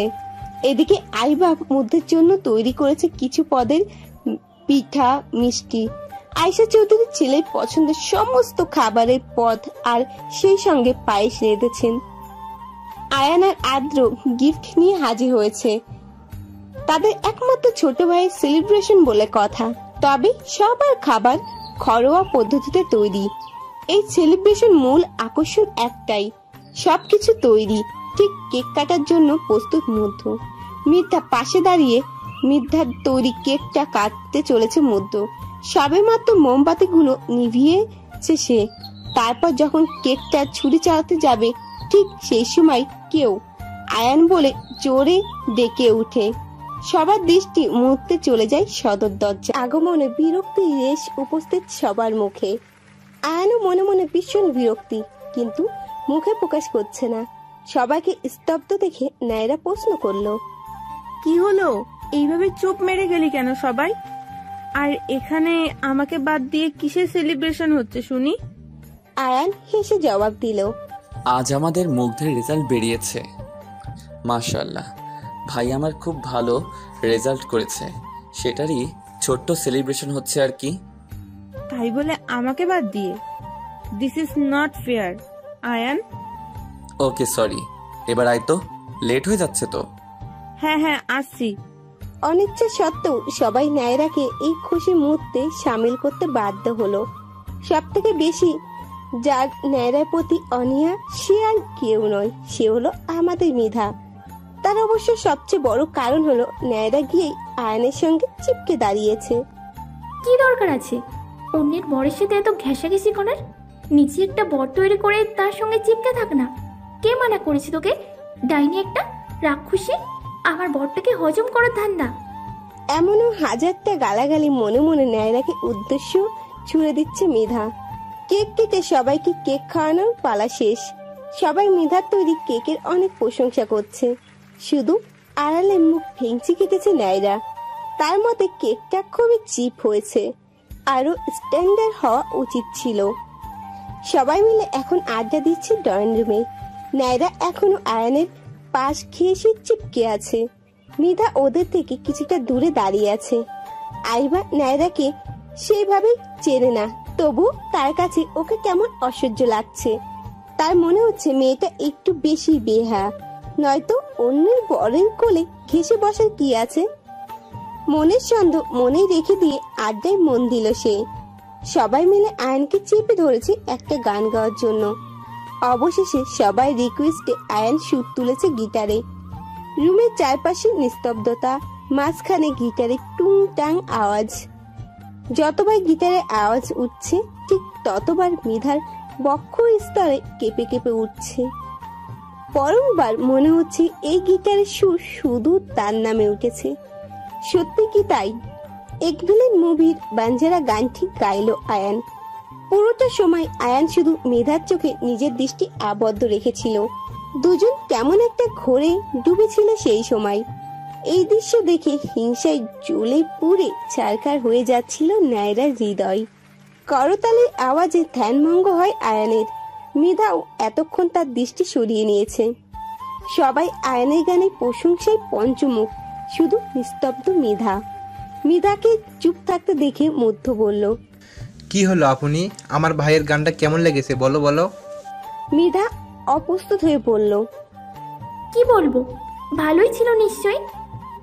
আয়ান সহ সকলেই হতাশ হলো মৃধার জবাবে। পরিস্থিতি অন্যরকম দেখে মৃধা দ্রুত সেখান থেকে কেটে পড়ল। সিঁড়ি বেয়ে উপরে ওঠার সময় কাঁধ বাঁকা করে নায়রার দিকে দৃষ্টি স্থাপন করে কটু কথা শোনাতে ভুলল না সে। তারপর আবার দ্রুত পায়ে হেঁটে চলে গেল নিজ রুমে। ভয়ঙ্কর রেগে আছে মেধা, যেন তার রাগ আগুনে সকলে ভস্মীভূত হয়ে যাবে এমন। আয়ান তার থেকে কিছুটা দূরত্ব অবলম্বন করে আছে, কারণ এই মুহূর্তে মৃধার হাতে কাছে যা পাচ্ছে তাই ছুঁড়ে মারছে। আয়ান কয়েকবার মৃধাকে থামানোর চেষ্টা করেছে, কিন্তু ফলাফল শূন্য। আয়ান কিছুতেই বুঝতে পারছে না মৃধা কেন এমন করছে। অবশেষে আয়ান নিজেকে ধাতস্থ করে ধীরে ধীরে মেধার নিকটে পৌঁছালো। তারপর পিছন থেকে মেধার এক হাত ঘুরিয়ে এনে তাকে বক্ষস্থলে মিশিয়ে নিল। হঠাৎ আক্রমণে মেধা খানিকটা শান্ত হলো। অনেকক্ষণ ভাঙচুরের ফলে এমনিতেই সে ক্লান্ত ছিল, তাই আয়ানের তেমন একটা কষ্ট হয়নি তাকে বসে আনতে। আয়ান মেধাকে বুকে শক্ত করে চেপে ধরে বলল, কি প্রবলেম কি তোমার? এমন করছো কেন? পাগল হয়ে গেলে নাকি? সকাল থেকে দেখছি আমাকে ইগনোর করছো, এখন আবার এমন পাগলামি? এসবের মানে কি মৃধা? মৃধার রাগ যেন আয়ানের কথায় আরো দ্বিগুণ বেড়ে গেল। সে জোরে আয়ানের বুক বরাবর হাত দিয়ে ধাক্কা মারল। আয়ান কিছুটা ছিটকে দূরে গেল। মৃধা আয়ানের দিকে রাগী দৃষ্টি নিক্ষেপ করে কর্কশ কণ্ঠে বলল, নাটক হচ্ছে তাই না? তুই কিছুই জানিস না? এত সব কাণ্ড করে এখন নিজে কিছুই জানিস না? যারা আমার ক্ষতি করতে চায় তাদের সঙ্গে সারাদিন ঢলাঢলি করে বেড়াবে, আর দিন শেষে আমাকে এসে বলবে কি হয়েছে। তুই কেন এসেছিস এখানে? যা না, তোর এই নায়রা ডাইনের কাছে যা। পিতনি শাকচুন্নি একটা, আমার সবই করে ওটা সংসার ভাঙার জন্য উঠে পড়ে লেগে আছে। আর তুই আমার বর হয়ে কিনা সর্বক্ষণ ওই ডাইনিকে সঙ্গ দিস। আজ তোর একদিন কি আমার একদিন। এই মৃধাকে যতটা নরম মনে ভাবছিস, এই মৃধা ঠিক ততটাই কঠিন। আজ দেখাবো তোকে মজা কাকে বলে। ঘরে বউ রেখে অন্য নারীর সঙ্গে ঘেঁষাঘেঁষি, তা আবার বউকে দেখিয়ে দেখিয়ে। দাঁড়া, তোর হচ্ছে আজকে। কথা শেষ করে মৃধা একটা ফুলদানি হাতে তুলে নেয় আয়নের গায়ে ছোড়ার উদ্দেশ্যে। আয়নের চক্ষু চড়ক গাছ। একে তো মৃধা তাকে তুই তুকারি করছে, তার উপর আবার ঠিক দিচ্ছে, এখন আবার মারতেও আসছে। আয়ান দ্রুত হেঁটে এসে মেধার হাত থেকে ফুলদানিটি নিয়ে নিল। এতপর বলল, এসব কি বলছো তুমি মৃধা? আমাকে তুই তুকারি করছো কেন? তুমি নিশ্চয়ই সত্যি সত্যি পাগল হয়ে গেছো। আর নায়রা তোমার ক্ষতি কেন করতে যাবে? তুমি শুধু শুধুই ওকে ভুল বুঝছো। তাই না? আমি ভুল বুঝছি, আর তুই তো খুব সঠিক বুঝছিস। তা কিভাবে বললে বিশ্বাস করবি তুই যে তোর নায়রা আমার ক্ষতি চাইছে? গত রাতে মাতাল হয়ে সবই তো স্বীকার করে নিয়েছিস আমার কাছে। তাহলে এখন সব নাটক বাদ দে। তুই নাকি আমায় ভালোবাসিস, তা কেমন ভালোবাসি রে তোর, যে সামান্য একটা 2 সেকেন্ডের ভিডিও দেখে আমাকে অবিশ্বাস করলি? আমি কি তোকে বলেছিলাম আমি নয়নকে ভালোবাসি? আর না, ওই ভিডিওতে আমি নয়নকে ভালোবাসি বলেছিলাম। কোনটা বল? শুধু হাত ধরা দেখেই বুঝে নিলি আমি নয়নকে ভালোবাসি? অদ্ভুত। আয়ান প্রশ্নোত্তর দৃষ্টি নিয়ে বলল, তাহলে নয়ন কেন তোমার হাত ধরেছিল? ওই যে ষড়যন্ত্র করে আমাদের আলাদা করার জন্য এমনটা করেছি নায়রা আর নয়ন। আমি সবকিছু ওদের কাছ থেকে জেনে নিয়েছি। কিভাবে? তারপর মেধা আয়ানকে সবকিছু খুলে বলল। 2 এ 4 আয়ান বুঝতে পারলো আসলে মেধা ঠিকই বলছে। আয়ান মেধাকে বলল, আচ্ছা, আমারও একটা সন্দেহ ছিল, কিন্তু সেটা পুরোপুরি শিওর ছিলাম না। তবে এখন আমি পুরো কনফিডেন্ট। কিন্তু আমাদের ওদেরকে ধরতে হবে, নয়তো ওরা কিছুতেই ধরা দিবে না। সেটা আমি জানি, এই জন্যই তো এতদিন সব জেনেও কিছু করতে পারছিলাম না। আচ্ছা, তাহলে একটা কাজ করি, আমরা দুজন একটা প্ল্যান তৈরি করি, যেটার মাধ্যমে খুব সহজে ওদের ধরতে পারবো। করাই যায়, তবে খুব একটা সহজ ব্যাপার নয় কিন্তু। খুব কঠিনও নয়, তুমি সাথে থাকলে সব অসম্ভবকে সম্ভব করতে প্রস্তুত আমি। ঢং। ব্যালকনিতে থাকা গোলাপ গাছে আজ লাল রাঙা গোলাপের দেখা মিলছে। সেই গোলাপ খুব সত্যপণে ছুঁয়ে দিচ্ছে আইবা। এই গোলাপ গাছটি আদ্য লাগিয়েছে। শুধু গোলাপ নয়, আরো নানা রকমের ফুলের গাছ দিয়ে ডেকোরেট করা তার বেলকনিটা। আইবা কোমল হাতের ছোঁয়ায় আদ্যর গাছগুলো আরো প্রাণবন্ত হয়ে উঠেছে। আইবা ফুলগুলোর সঙ্গে আপন মনে খেলা করছে। হঠাৎ পেছন থেকে রাজভারী কণ্ঠস্বর কানে বাজতে কেঁপে উঠল সে। আমার কাছে হাত দেওয়ার সাহস কি করে হলো তোমার? কি হলো, উত্তর দিচ্ছ না কেন? আইবা ভয়ে জমে গেছে, যেন নত্য ভুলে গেছে সে। আইবা দুহাত কসলাচ্ছে অবিরত। সে এখনো ঠায় দাঁড়িয়ে আছে ওই স্থানে। এদিকে আদ্য আইবার অবস্থা দেখে হো হো করে শব্দ করে হাসতে শুরু করলো, যেন কোনো জোকার দাঁড়িয়ে গেম শো করছে তার সামনে। আইবা আদ্যর এমন হঠাৎ আচরণে বেশ হতভম্ব।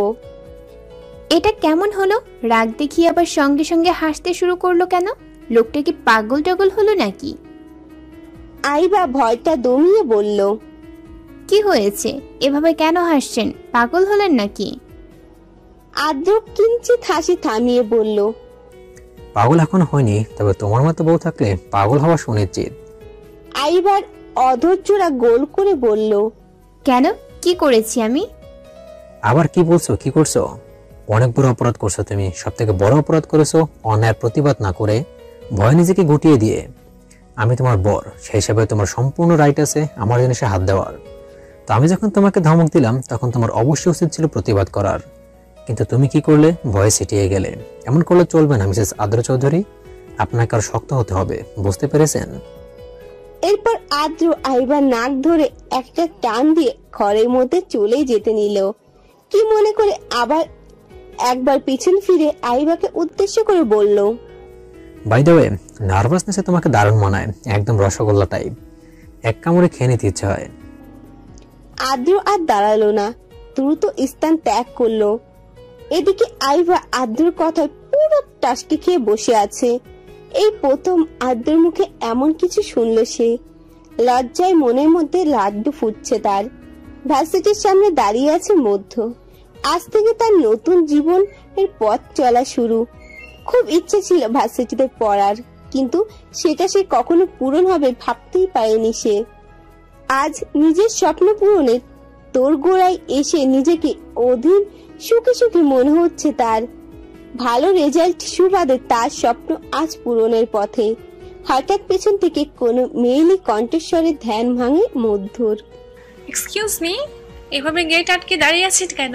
সবাই তো ভেতরে যাবে নাকি? মধ্য পেছন ফিরে দেখে তার সামনে এক অপরূপা মায়াপরি দাঁড়িয়ে আছে।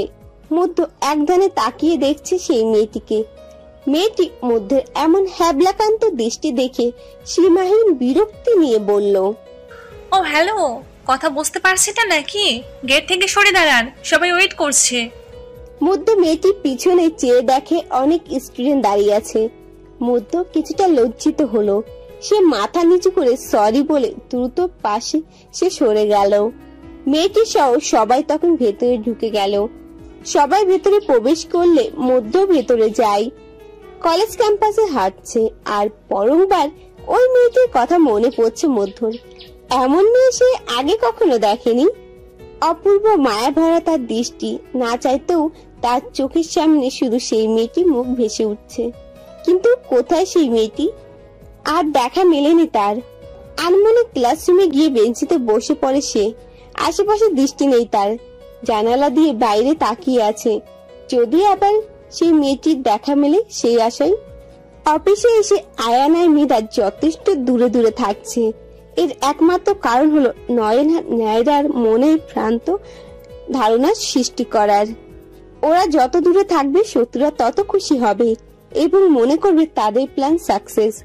আর তখনই তারা হাল ছেড়ে দেবে এবং সেই সুযোগে তখন ওরা আক্রমণ করবে। আজ ওদের অফিসে একটা জরুরি মিটিং আছে। মিটিংটির জন্য ওদের অফিস থেকে বাইরে যেতে হবে, কারণ মিটিংটি হবে রেস্টুরেন্টে। বাইরে কোম্পানির সঙ্গে মিটিং করে তারপর কিছু খাওয়া দাওয়া করে মিটিং শেষ করবে। আয়নের বিয়ে এখনো নায়রাই আছে, সেই সুবাদে ওর সঙ্গে নায়রাও যাবে। আয়ান মৃধাকে সঙ্গে নিতে চাইলে নায়রা তা ঘোর আপত্তি করে। এইটা কেমন কথা আয়ান? মানছি মৃধা তোর বউ, তাই বলে কি তুই অফিসের নিয়ম ভঙ্গ করবি?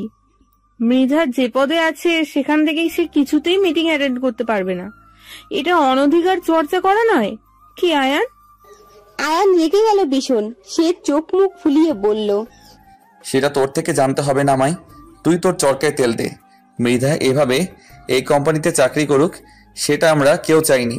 আফটার অল সেও আমাদের বিজনেসের অংশীদার, কিন্তু তাকে বোঝানো অসাধ্য, তাই আমরা বাধ্য হয়েই এটা মেনে নিয়েছি। তুই বরং এই বিষয়ে কথা না বললেই বেটার হয়। আশা করি তুই বুঝতে পেরেছিস। নায়রা আয়নের কথা শুনে চরম অবাক হলো। এত তাড়াতাড়ি মৃধার জন্য আয়নের দরদ দেখে সে প্রচন্ড জিলাস হলো। সেই সঙ্গে সে কিছু বুঝতে পারছে না আয়ান কি করে মেধাকে সাপোর্ট করছে। তারা যেটা করছে তারপর তো মেধা আয়ানের সহ্য করার কথা নয়। সে মনে মনে ভীষণ চিন্তিত হলো। এদিকে মেধা বাইরের থেকে ওদের দুজনের সব কথাই শুনলো। আয়ানের প্রতি সে ভীষণ খুশি। আয়ান তার হয়ে নায়রাকে এতগুলো কথা শুনিয়েছে, এটা ভাবতেই অন্যরকম ভালো লাগা কাজ করছে তার মনে। সেই সাথে সে ভাবছে অন্য কিছু। এইভাবে আর নয়, সেও এবার থেকে তার সমস্ত অধিকার বুঝে নেবে। ঘর এবং বাইরে যেটা তার সেটা সে আদায় করেই নেবে। এক্সকিউজ মি, স্যার এসেছে, উঠে দাঁড়াও। সেই একই সুমিষ্টি কণ্ঠস্বর। অস্থিরতার ছেদ ঘটে মধ্যের। পেছন ফিরে তাকিয়ে দেখে সেই কাঙ্ক্ষিত মুখশ্রী তার পানে চেয়ে আছে। মধ্যেও চেয়ে আছে তার দিকে অপলক ভাবে। মেয়েটি পুরো কুকছে প্রশ্ন ছুড়ল, কি হলো? কি দেখছো এইভাবে? সামনে দেখো, স্যার এসেছেন। মধ্য থতমত খেয়ে বলে, ও হ্যাঁ হ্যাঁ। তারপর দুজনেই ক্লাসে মন দেয়। মধ্য শুধু ভাবছে এই মেয়েটা কখন তার পাশে এসে বসলো। একে একে সবাই পরিচয় দিচ্ছে তাদের ক্লাস টিচার মনিরুল ইসলাম স্যারকে। আজকে তাদের প্রথম ক্লাস ভার্সিটি, এর জন্য পরিচয় পর্ব খুব জরুরি। অনেকের পরে এবার এলো মধ্যর পালা। সে তড়িঘড়ি করে বলে দিল তার নাম মধ্য খান। এবার সে অপেক্ষায় আছে তার পাশের মেয়েটির নাম জানবার জন্য। স্যার মেয়েটির নাম জিজ্ঞেস করতেই সে খুব নমনীয় ভাবে বলল তার নাম মনিরা মৌ। তারপর পর্যায়ক্রমিক ভাবে সবার পরিচয় নিয়ে স্যার ক্লাস শুরু করলেন। এদিকে ক্লাস ফাঁকা ফাঁকে মৌর দিকে বারংবার দৃষ্টি পড়ছে মধ্যর। মৌ নামটি মস্তিষ্কে গভীর ভাবে রেখাপাত করেছে তার। বেলা 12টায় অফিস থেকে সবাই বের হলো মিটিং এর উদ্দেশ্যে। আজ মৃধা একটি কাঁচা হলুদের সঙ্গে কালো মিক্স শাড়ি পরেছে। মূলত মায়ের কথাটাই বাধ্য হয়ে তার শাড়ি পরা। তার মা বলেছে বিয়ের পর মেয়েদের শাড়ি পরা উচিত, বাড়িতে না হলে অন্তত বাইরে বের হলে যেন শাড়ি পরে। এর জন্য মেধা আজ শাড়ি পরে অফিসে এসেছে। আয়নের দৃষ্টি কোথাও একটা বারংবার মেধাকে পর্যবেক্ষণ করছে। তার মনে অন্য কিছু আবদার করছে বারংবার। মিটিং এ যাওয়ার সময় গাড়িতে উঠতে গিয়ে ঘটল এক ঘটনা। আয়ান সিটে বসেছিল আর আয়ানের পাশে নায়রা বসবে বলে ডিরেট প্রস্তুতি নিচ্ছিল। ঠিক সেই সময় মৃধা এসে আয়ানের পাশে বসে পড়ল। নায়রা মৃধার দিকে অগ্নি দৃষ্টি নিক্ষেপ করে তাকায়। মৃধা ডোন্ট কেয়ার ভাব নিয়ে নিজের কাজে মন দেয়। আয়ানও অনেক বেশি খুশি হয় মৃধার এমন কাজে। গাড়ি এসে থামলো রেস্টুরেন্টের সামনে। একে একে সবাই নেমে গেল গাড়ি থেকে। তারপর সকলে রেস্টুরেন্টে ৫ম তলায় উঠল। সেখানে আগে থেকেই তাদের ডিলার কোম্পানি অপেক্ষা করছিল। তাদের এই ডিলটা এক বিদেশি কোম্পানির সঙ্গে। বিদেশ থেকে ৩ জন ওনার এসেছে।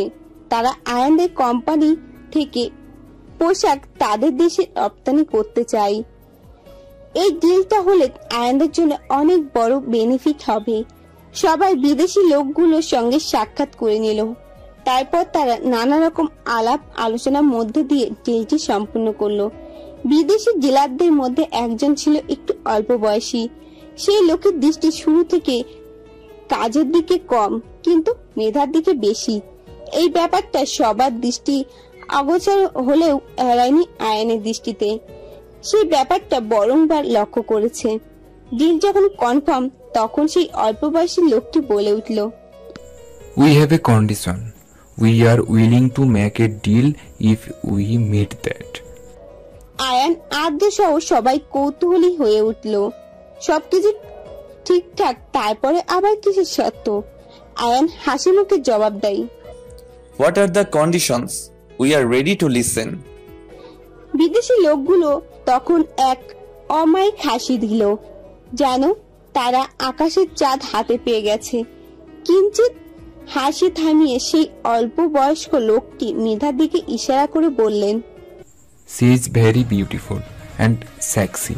We want him for one night. লোকটার কথা শেষ হতে দেরি তো আয়ান তাকে আক্রমণ করতে দেরি নেই।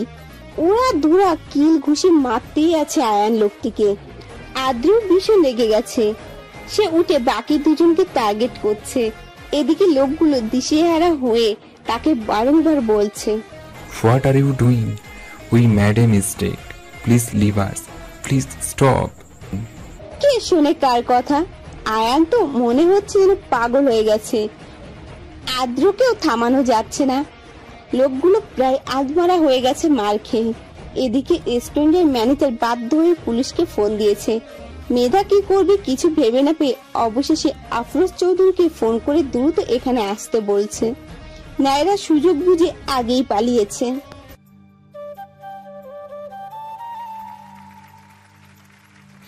We can be friends. মৌ কিছু সময় চেয়ে রইল মধ্যর দিকে। শেষ আবার সবার সঙ্গে বন্ধুত্ব করে না। মধ্যবিত্ত পরিবারের মেয়ে হয়, সবকিছু তাকে ভেবেচিন্তে করতে হয়। বলা তো যায় না, যদি এক কদম ভুল সিদ্ধান্ত নিয়ে নেয় তাহলে তার পরিস্থিতি হয়তো তার বোনের মতো হবে। এই সমাজ বড় নিষ্ঠুর। এই সমাজের মেয়েদের জীবন বড়ই কঠিন। মধ্যকে পর্যবেক্ষণ করে কেন জানি খুব করে তাকে বিশ্বাস করতে ইচ্ছে করছে মোর।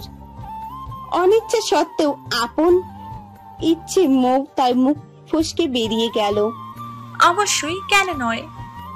মধ্য এই উত্তরটার জন্য অপেক্ষা ছিল। মধ্য ভীষণ খুশি হলো। সে অধৈর্যরা প্রসারিত করে বলল, থ্যাঙ্কস। ময়ের উষ্ঠে মৃদু হাসির রেখা। সে ছোট্ট করে বলল, এতপর দুজনে টুকটাক কথা বলতে বলতে বেরিয়ে গেল ভার্সিটি থেকে। 10 মিনিটের মধ্যে রেস্টুরেন্টে পৌঁছে গেল আফরোজ চৌধুরী। তার সঙ্গে সঙ্গে পুলিশও এসে হাজির। আফরোজ চৌধুরীকে দেখতেই পুলিশের টিম সকলে তাকে সালাম জানালো। তিনি গিয়ে আদ্র আর আয়ানের হাত থেকে সেই লোকগুলোকে ছাড়িয়ে পুলিশের হাতে তুলে দিলেন। আদ্র আর আয়ান তবুও শান্ত হতে পারছে না। আয়ান তো ছুটে গিয়ে আবারও কয়েকটা কিল ঘুষি দিয়ে দিয়েছে। আফরোজ চৌধুরী অনেক কষ্টে ওদের ওখান থেকে বাড়ি পাঠিয়ে দিলেন। তারপর নিজে গিয়ে পুলিশের সঙ্গে কথা বললেন। অফিসার, বুঝতে পারছেন এদের অপরাধটা ঠিক কি? ওরা ভুলেই গিয়েছিল এটা বাংলাদেশ। ওদের দেশের মতো এখানে মেয়েদের শরীর বিক্রির মাধ্যমেই ডিল পাস হয় না। এখানে নারীদের যথেষ্ট সম্মান দেওয়া হয়। মৃধা আমার নাতনি বলে বলছি না, ওর জায়গায় অন্য কেউ হলেও আমি এদের বিরুদ্ধে একই সিদ্ধান্ত নিতাম। আপনি ওদের উপযুক্ত শাস্তির ব্যবস্থা করুন। অফিসার আফরোজ চৌধুরীকে আশ্বস্ত করে বললেন, জি স্যার, আপনি চিন্তা করবেন না, এদেরকে আমি দেখে নিচ্ছি। তবে এদের তো আগে হসপিটালে নিতে হবে। আপনারা নাতিরা এদের যা অবস্থা করেছেন তাতে তো রিস্ক আছে। কোর্টে চালান দেওয়ার আগে কোনো কিছু হয়ে গেলে অনেক বড় বিপদ হয়ে যাবে। যেটা ভালো বোঝেন করেন। এতপর পুলিশ চলে গেল শয়তানগুলোকে নিয়ে। আর আফরোজ চৌধুরী রেস্টুরেন্টে কি কি ক্ষতি হয়েছে তা জেনে নিয়ে সেই রূপ ক্ষতিপূরণ দিয়ে নিজেও চলে যান বাড়িতে। বাড়িতে আসতে সবাই ওদের দেখে ভীষণ অস্থির হয়ে পড়ল। ধস্তাধস্তির সময় আদ্রের হাত অনেকটা কেটে গেছে, আর আয়নের ঠোঁটের কোণে গলায় কেটে গেছে। গাড়িতে মৃধা বারবার এটা খেয়াল করেছে, কিন্তু ওদের যে পরিমাণ রেগে থাকতে দেখেছে তাতে করে কিছু বলার সাহস করে উঠতে পারেনি। আয়শা চৌধুরী ওদের এই অবস্থা দেখে বিচলিত কণ্ঠে জিজ্ঞেস করলেন, কি হয়েছে তোমার? এই অবস্থা কি করে হলো? আদ্রু আর আয়ন ছোট্ট করে উত্তর দিল, কিছু হয়নি। এতপর দুজনে ওপরে চলে গেল। ওরা চলে যেতে মৃধাকে সবাই মিলে চেপে ধরলো। অজ্ঞাতা মৃধা তখন সবাইকে পুরো ঘটনা খুলে বলল। ঘটনা বলা শেষ হলে মৃধা আইবাকে আদ্রকে শান্ত করতে পাঠিয়ে দিল, আর নিজেও চলে গেল আয়নের কাছে। সায়ান নিয়ে সবে মাত্র বের হয়েছে আয়ান। চোখ জোড়া অসম্ভব লাল রঙের আবৃতি হয়ে আছে তার। হয়তো ভেতরকার রাগটা এখনো দমন করতে পারেনি। ঠোঁটের কোণে কাটা জায়গায় রক্ত জমাট বেঁধে আছে আয়নের। টাওয়াল নিয়ে মাথা মুছতে মুছতে ড্রেসিং টেবিলের সামনে আয়নায় গিয়ে দাঁড়ায় সে। আয়নার মধ্যে মৃধার মুখশ্রী দৃশ্যমান। আয়ন সেদিকে কিছুক্ষণ পর্যবেক্ষণ করে আলতো স্বরে বলল, কি হয়েছে, কিছু বলবে? মৃধা আমতা আমতা করে বলে, আপনার ঠোঁট আর গলায়। মৃধার কথা অসম্পূর্ণ। আয়নের দৃষ্টি শীতল। সে ধীর পায়ে এগিয়ে এসে দাঁড়ায় মৃধার সামনে। এতপর রুকুকসে বলল, তো? মৃধার দৃষ্টি চঞ্চল। তো মেডিসিন নেওয়া প্রয়োজন, নয়তো ইনফেকশন হতে পারে। আয়ন মনে মনে খুশি হলো, তবুও মুখে কাঠিন্যতা অব্যাহত রেখে বলল, তাতে তোমার কি মেয়ে? মৃধা অস্বস্তি বোধ করছে ভীষণ। কি দরকার ছিল এই লোককে ওষুধ লাগিয়ে দিতে আসার? মনে মনে নিজেকে হাজারটা গালাগালি শোনাচ্ছে সে। মৃধা অস্থলতা দেখে আয়ান আর তাকে বেশি ঘাটল না। চুপচাপ খাটে কোণে গিয়ে বসে মৃধাকে উদ্দেশ্য করে কারো যদি আমার প্রতি বেশি দরদ হয় তাহলে সে যেন এসে মেডিসিনটা লাগিয়ে দিয়ে যায়, নয়তো আমার মেডিসিনের কোনো প্রয়োজন নেই। আয়নের এ কথায় মেধায় অস্বস্তি যেন আরো বেড়ে গেল। তবুও নিজেকে সংযত করে মেডিসিন বক্সটি নিয়ে আয়নের সামনে বসলো সে। বক্স থেকে একটি মলম বের করে শুরুতেই অগ্রসর হলো আয়নের গলার দিকে। অবিরত হাত কাঁপছে তার। কাপা কাপা হাতে মলমের প্রলেপ লাগিয়ে দিল আয়নের গলায়। এবার পালা ঠোঁটের। আরো কিছু মলম নিয়ে যেই না মৃধা আয়নের ঠোঁটে লাগাতে যাবে, ঠিক তখনই অদ্ভুত কম্পনে তার সারা শরীর কম্পিত হতে শুরু করলো। ঠোঁটের ঠিক কাছাকাছি নিয়ে মেধা যেন স্তব্ধ হয়ে গেল। তারপরে চোখ মুখ খিচে বন্ধ করে ছট করে মলমটি লাগিয়ে দিল আয়নকে। মেধা যেন তার প্রাণ ফিরে এলো।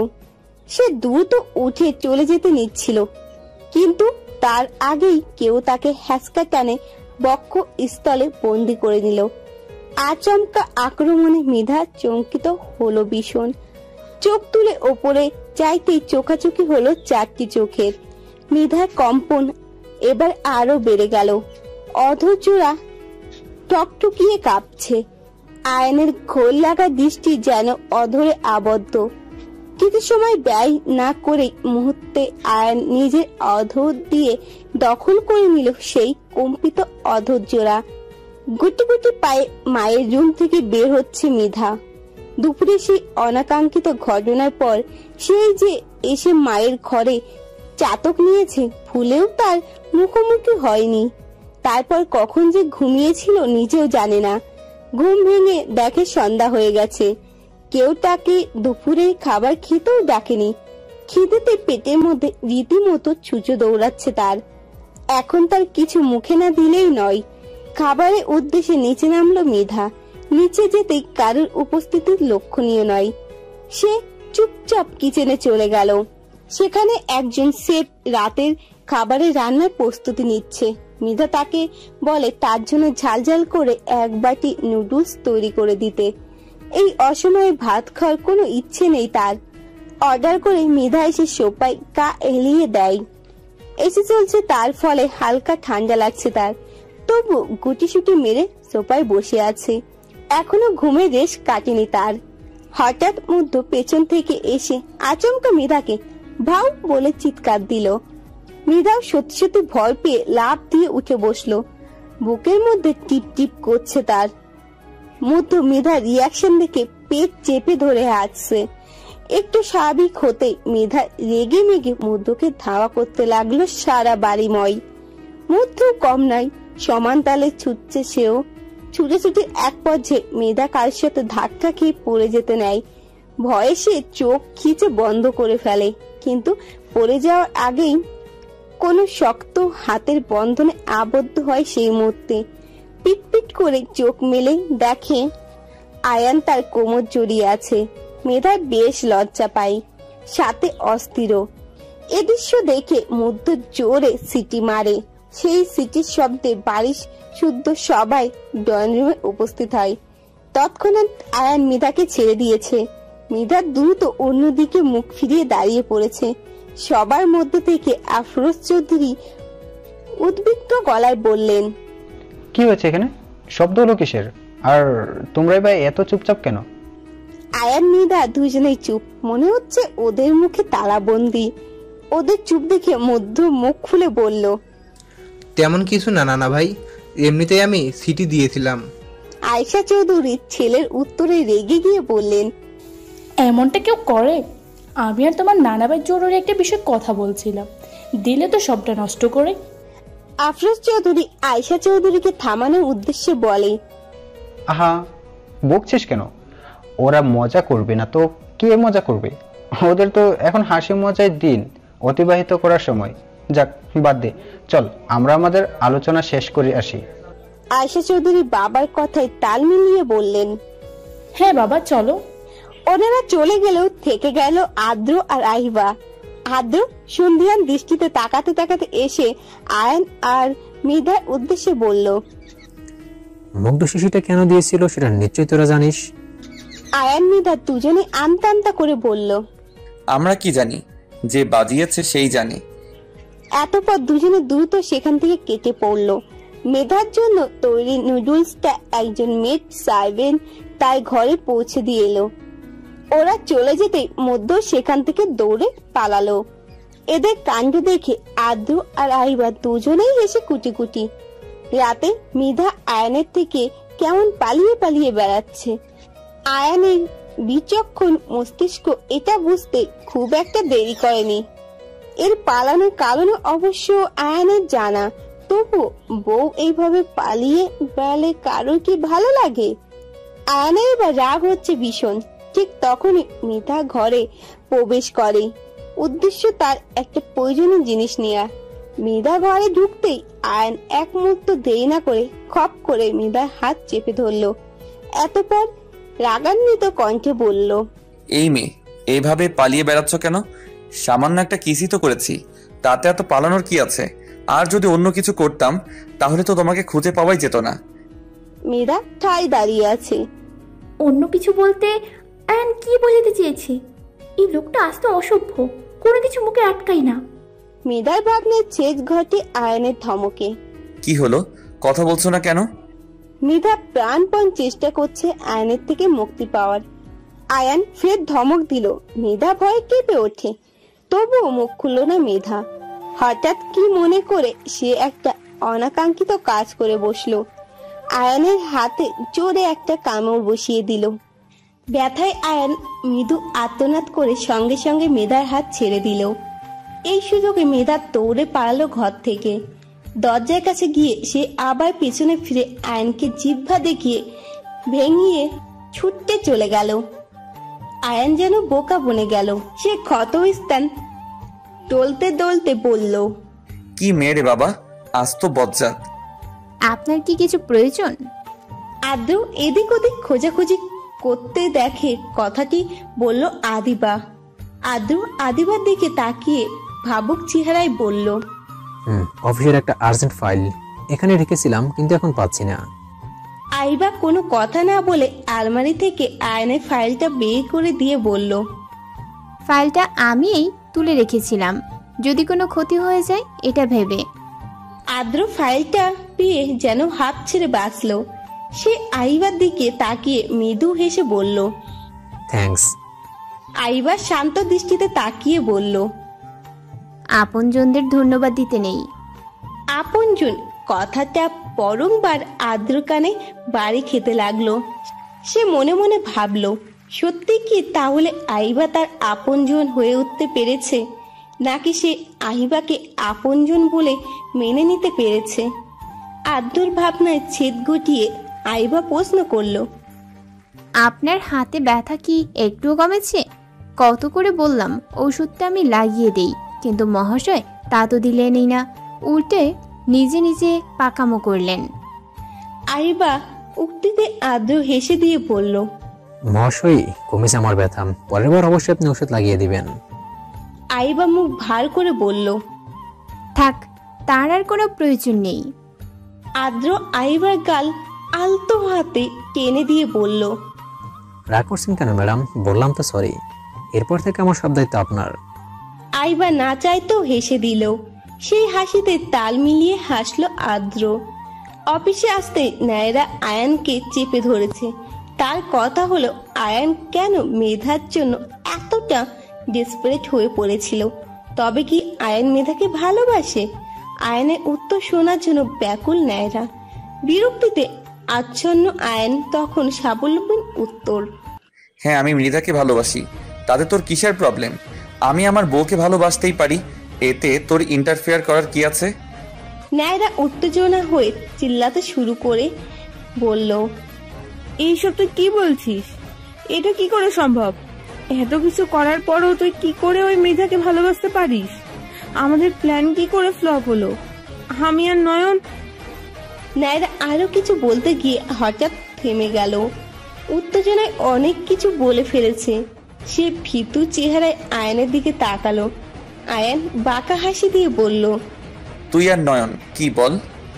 নায়রা ভয়ে ঢোক গিলে বলল, কই কিছু না তো। আয়ান তাচ্ছিল্যে হেসে বলল, ও তাই? তারপর ফোন থেকে কিছু একটা বের করে নায়রার সামনে তুলে ধরলো।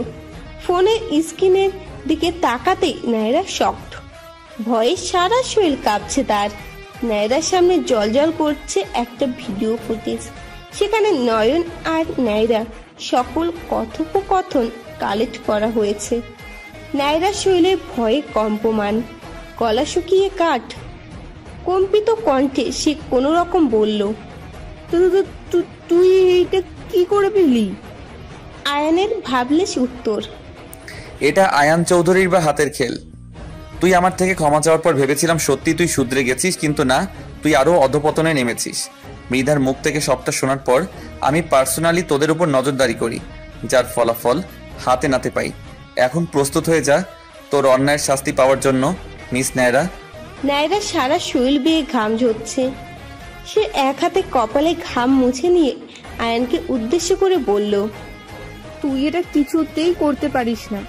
আমি তো তোর বেস্ট ফ্রেন্ড, বল আমাকে তুই কিছুতেই শাস্তি দিতে পারবি না, তাই না? আয়ান খুব জোরে হাসলো, তারপর নিজেকে সামলে নিয়ে বলল, বেস্ট ফ্রেন্ড? তুই বেস্ট ফ্রেন্ডের মানে জানিস? তুই ফ্রেন্ড নামের কলঙ্ক। ওই নয়নকে তো আমি পুলিশে তুলে দিয়েছি আরো আগেই, এখন তোর পালা। নায়রা আবার কাঁদতে কাঁদতে আয়ানের পায়ে পড়ে বলল, প্লিজ এমন করিস না আয়ান। দেখ, তুই তো জানিস আমি পুলিশে কতটা ভয় পাই, তবুও তুই আমার সাথে এমনটা করতে পারবি? আয়ান নায়রাকে ঝাড়া মেরে সরিয়ে দিয়ে বলল, তোর মতো পাপির কোনো ক্ষমা নেই। এতপর আয়ান পুলিশকে ফোন করতেই পুলিশ এসে নায়রাকে তুলে নিয়ে গেল। নায়রার জন্য আয়ানের খারাপ লাগছে ভীষণ, তবুও কিছু করার নেই। সবাইকে তার অন্যায়ের শাস্তি পেতেই হবে। এ খবর ছড়িয়ে পড়েছে পুরো অফিসে। মেধার কান অব্দি পৌঁছে গেছে, তবুও সে নিশ্চুপ। সেও চায় অপরাধীদের শাস্তি হোক। গুরুতর শাস্তি। সকল শত্রু দূর করে আজ আয়ান আর মৃধা বেশ খুশিতে আছে। নায়রা আর নয়নের 3 বছর জেল হয়েছে। দেখতে দেখতে মৃধা আর আইবার ফাইনাল এক্সাম শুরু হয়ে গেছে। রাত দিন এক করে এখন তারা পড়াশোনা নিয়ে ব্যস্ত। আয়ান আর আদ্র বউদের কেয়ার করতে ভীষণ এক্সপার্ট হয়ে উঠেছে। এক্সামের এই ব্যস্ততাপূর্ণ সময়ে তারা দুজন পুরোপুরি ভাবে বউয়ের পাশে পাশে থাকছে সর্বক্ষণ। মেধা আর আয়ান এখন আর আগের মতো ঝগড়া করে না। বেশ ভালো বন্ধুত্বপূর্ণ সম্পর্ক গড়ে উঠেছে তাদের মধ্যে। এমনই এক এক্সামের আগের রাত আজকে। মেধা আর আইবা দুজন দুজনের ঘরে বেশ মনোযোগ সহকারে পড়ছে। আইবাকে পড়ায় ব্যস্ত দেখে আদ্র কি মনে করে টুক করে কিচেনে চলে গেল। এদিকে আয়ান আগে থেকে কিচেনে ছিল। কিচেনে লাইট বন্ধ থাকায় কেউ কাউকে দেখতে পায়নি। ফোনটাও ঘরে ফেলে এসেছে। অনেক রাত হওয়ায় সবাই ঘুমিয়ে পড়েছে। আদ্র চুপি চুপি এদিক ওদিক কিছু একটা খোঁজার চেষ্টা করছে। অবশেষে পেয়েও গেছে। সেটা হলো টেসলাই। আদ্র টেসলাই আগুন জ্বালিয়ে ধরতে আশেপাশে দেখার চেষ্টা করতে লাগলো। এত রাতে লাইট না জ্বালানোই ভালো। হঠাৎ সামনে কারোর উপস্থিত টের পেয়ে সে কিছুটা ভরকে গেল। এত রাতে কি এখানে? আদ্র টেসলাই আগুন তোর মুখে ধরতেই বুঝতে পারলো ওটা আয়ান।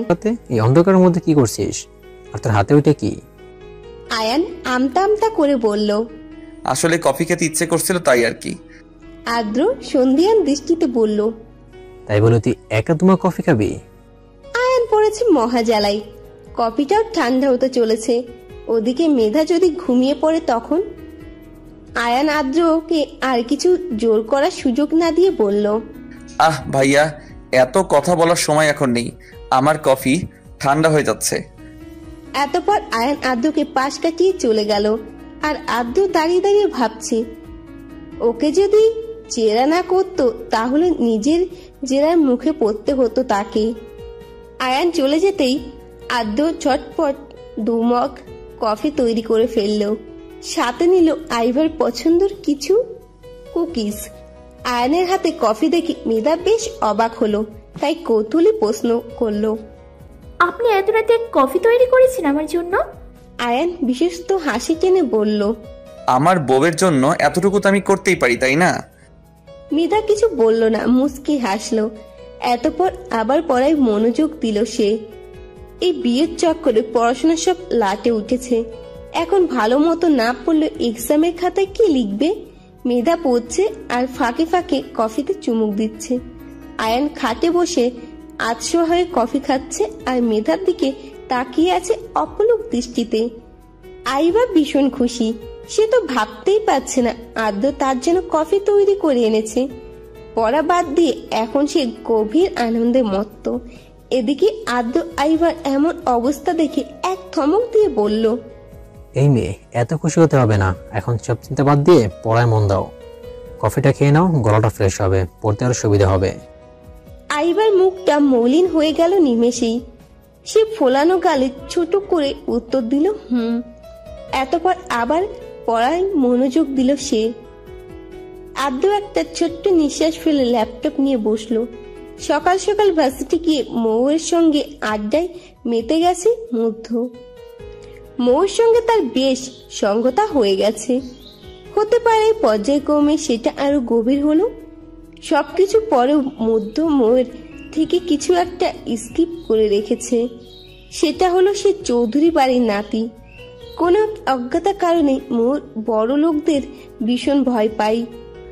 মৌয়ের সান্নিধ্য হারানোর ভয়ে মধ্য তার আসল পরিচয় মৌকে দেয়নি।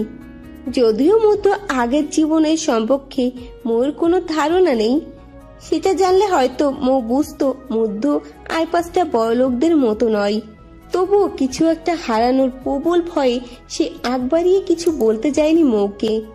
পরীক্ষার হল থেকে হাসি মাখা বদনে বের হয়ে এলো আইবা আর মেধা। আজ তাদের পরীক্ষার শেষ দিন ছিল। তাদের সবগুলো পরীক্ষায় আলহামদুলিল্লাহ ভীষণ ভালো হয়েছে। গল্প করতে করতে দুজনে গেটের বাইরে চলে এসেছে। হঠাৎই আইবা বলে উঠল, এই মৃধা, দেখ ওটা বাড়ির গাড়ি না? মৃধা আইবার দৃষ্টি পর্যবেক্ষণ করে সেদিকে তাকালো। সত্যি তো, তাদের বাড়ির গাড়ি ওটা। এতবার দুজনে জোর পায়ে হেঁটে সেখানে উপস্থিত হলো। গাড়ির মধ্যে দুই ভাই বসে আছে। ওদের দেখে আদ্র গাড়ির দরজা খুলে দিল, তারপর ওদের উদ্দেশ্যে বলল, ওঠে বড় তাড়াতাড়ি। অজ্ঞাতা ওরা দুজন গাড়িতে উঠতে গাড়ি চলতে লাগলো আপন গতিতে। দুজনেই মনে কৌতূহল আর দুজনে মনে কিছু গোপন চিন্তাধারা। গাড়ি ছুটে চলেছে গন্তব্যে। গাড়ি এসে থামলো স্তর নদীর তীরে। এই নদীটি শহর থেকে কিছুটা দূরে অবস্থিত। জায়গাটা ভীষণ সুন্দর। নদীর চারপাশ খোলা, আকাশের নিচে রেস্টুরেন্টের মতো আয়োজন করা। এই রেস্টুরেন্টের নাম মুক্ত বাতাসের আহার ঘর। এই রেস্টুরেন্টের একটা অদ্ভুত বিশেষত্ব হলো এখানে প্রতিটা টেবিলের চারপাশ ঘিরে ফুলের সমাহার। এক কথায় ফুলের রাজত্ব এটা। খোলা আকাশ হয়, দারুণ বাতাসের প্রবাহ সর্বলক্ষণ লক্ষণীয়। এমন মনোরম পরিবেশে যে একবার আসবে নিঘাত তার আর বাড়ি ফিরতে মন চাইবে না। গাড়ি থেকে নেমে এমন একটা আশ্চর্য জায়গার সম্মুখীন হতে হবে ভাবতে পারেনি মৃধা আইবা। দুজনে বেশ অবাক, এমন জায়গাও হয়। তারা দুজন এতটাই অবাক মুশকুল যে তাদের সঙ্গে যে আদ্র আয়ন আছে তারা বেমালুম ভুলেই বসে গেছে। দুজনে হাত ধরে অগ্রসর হচ্ছে সামনের দিকে। তাদের পিছন পিছন আসছে দু ভাই। মেধা সোজা চলে গেল একদম নদীর তীরবর্তী স্থানে। আইবাও আছে তার সঙ্গে। ওদের পাশে এসে আদ্র আর আয়ান দাঁড়িয়ে পড়ল। মেধা নিজের দু হাত ভাঁজ করে দাঁড়িয়ে চোখ জোড়া বন্ধ করে নেয়। এতপর সকলেই মেধাকে অনুসরণ করে এই প্রক্রিয়া চালিয়ে যায়। প্রকৃতি অমায়িক স্পর্শ নিবিড়ে অনুভব করতে থাকে তারা। ফ্রাইড রাইস আর চিলি চিকেন অর্ডার দিয়েছে আদ্র। মূলত আইবার পছন্দের এই অর্ডার।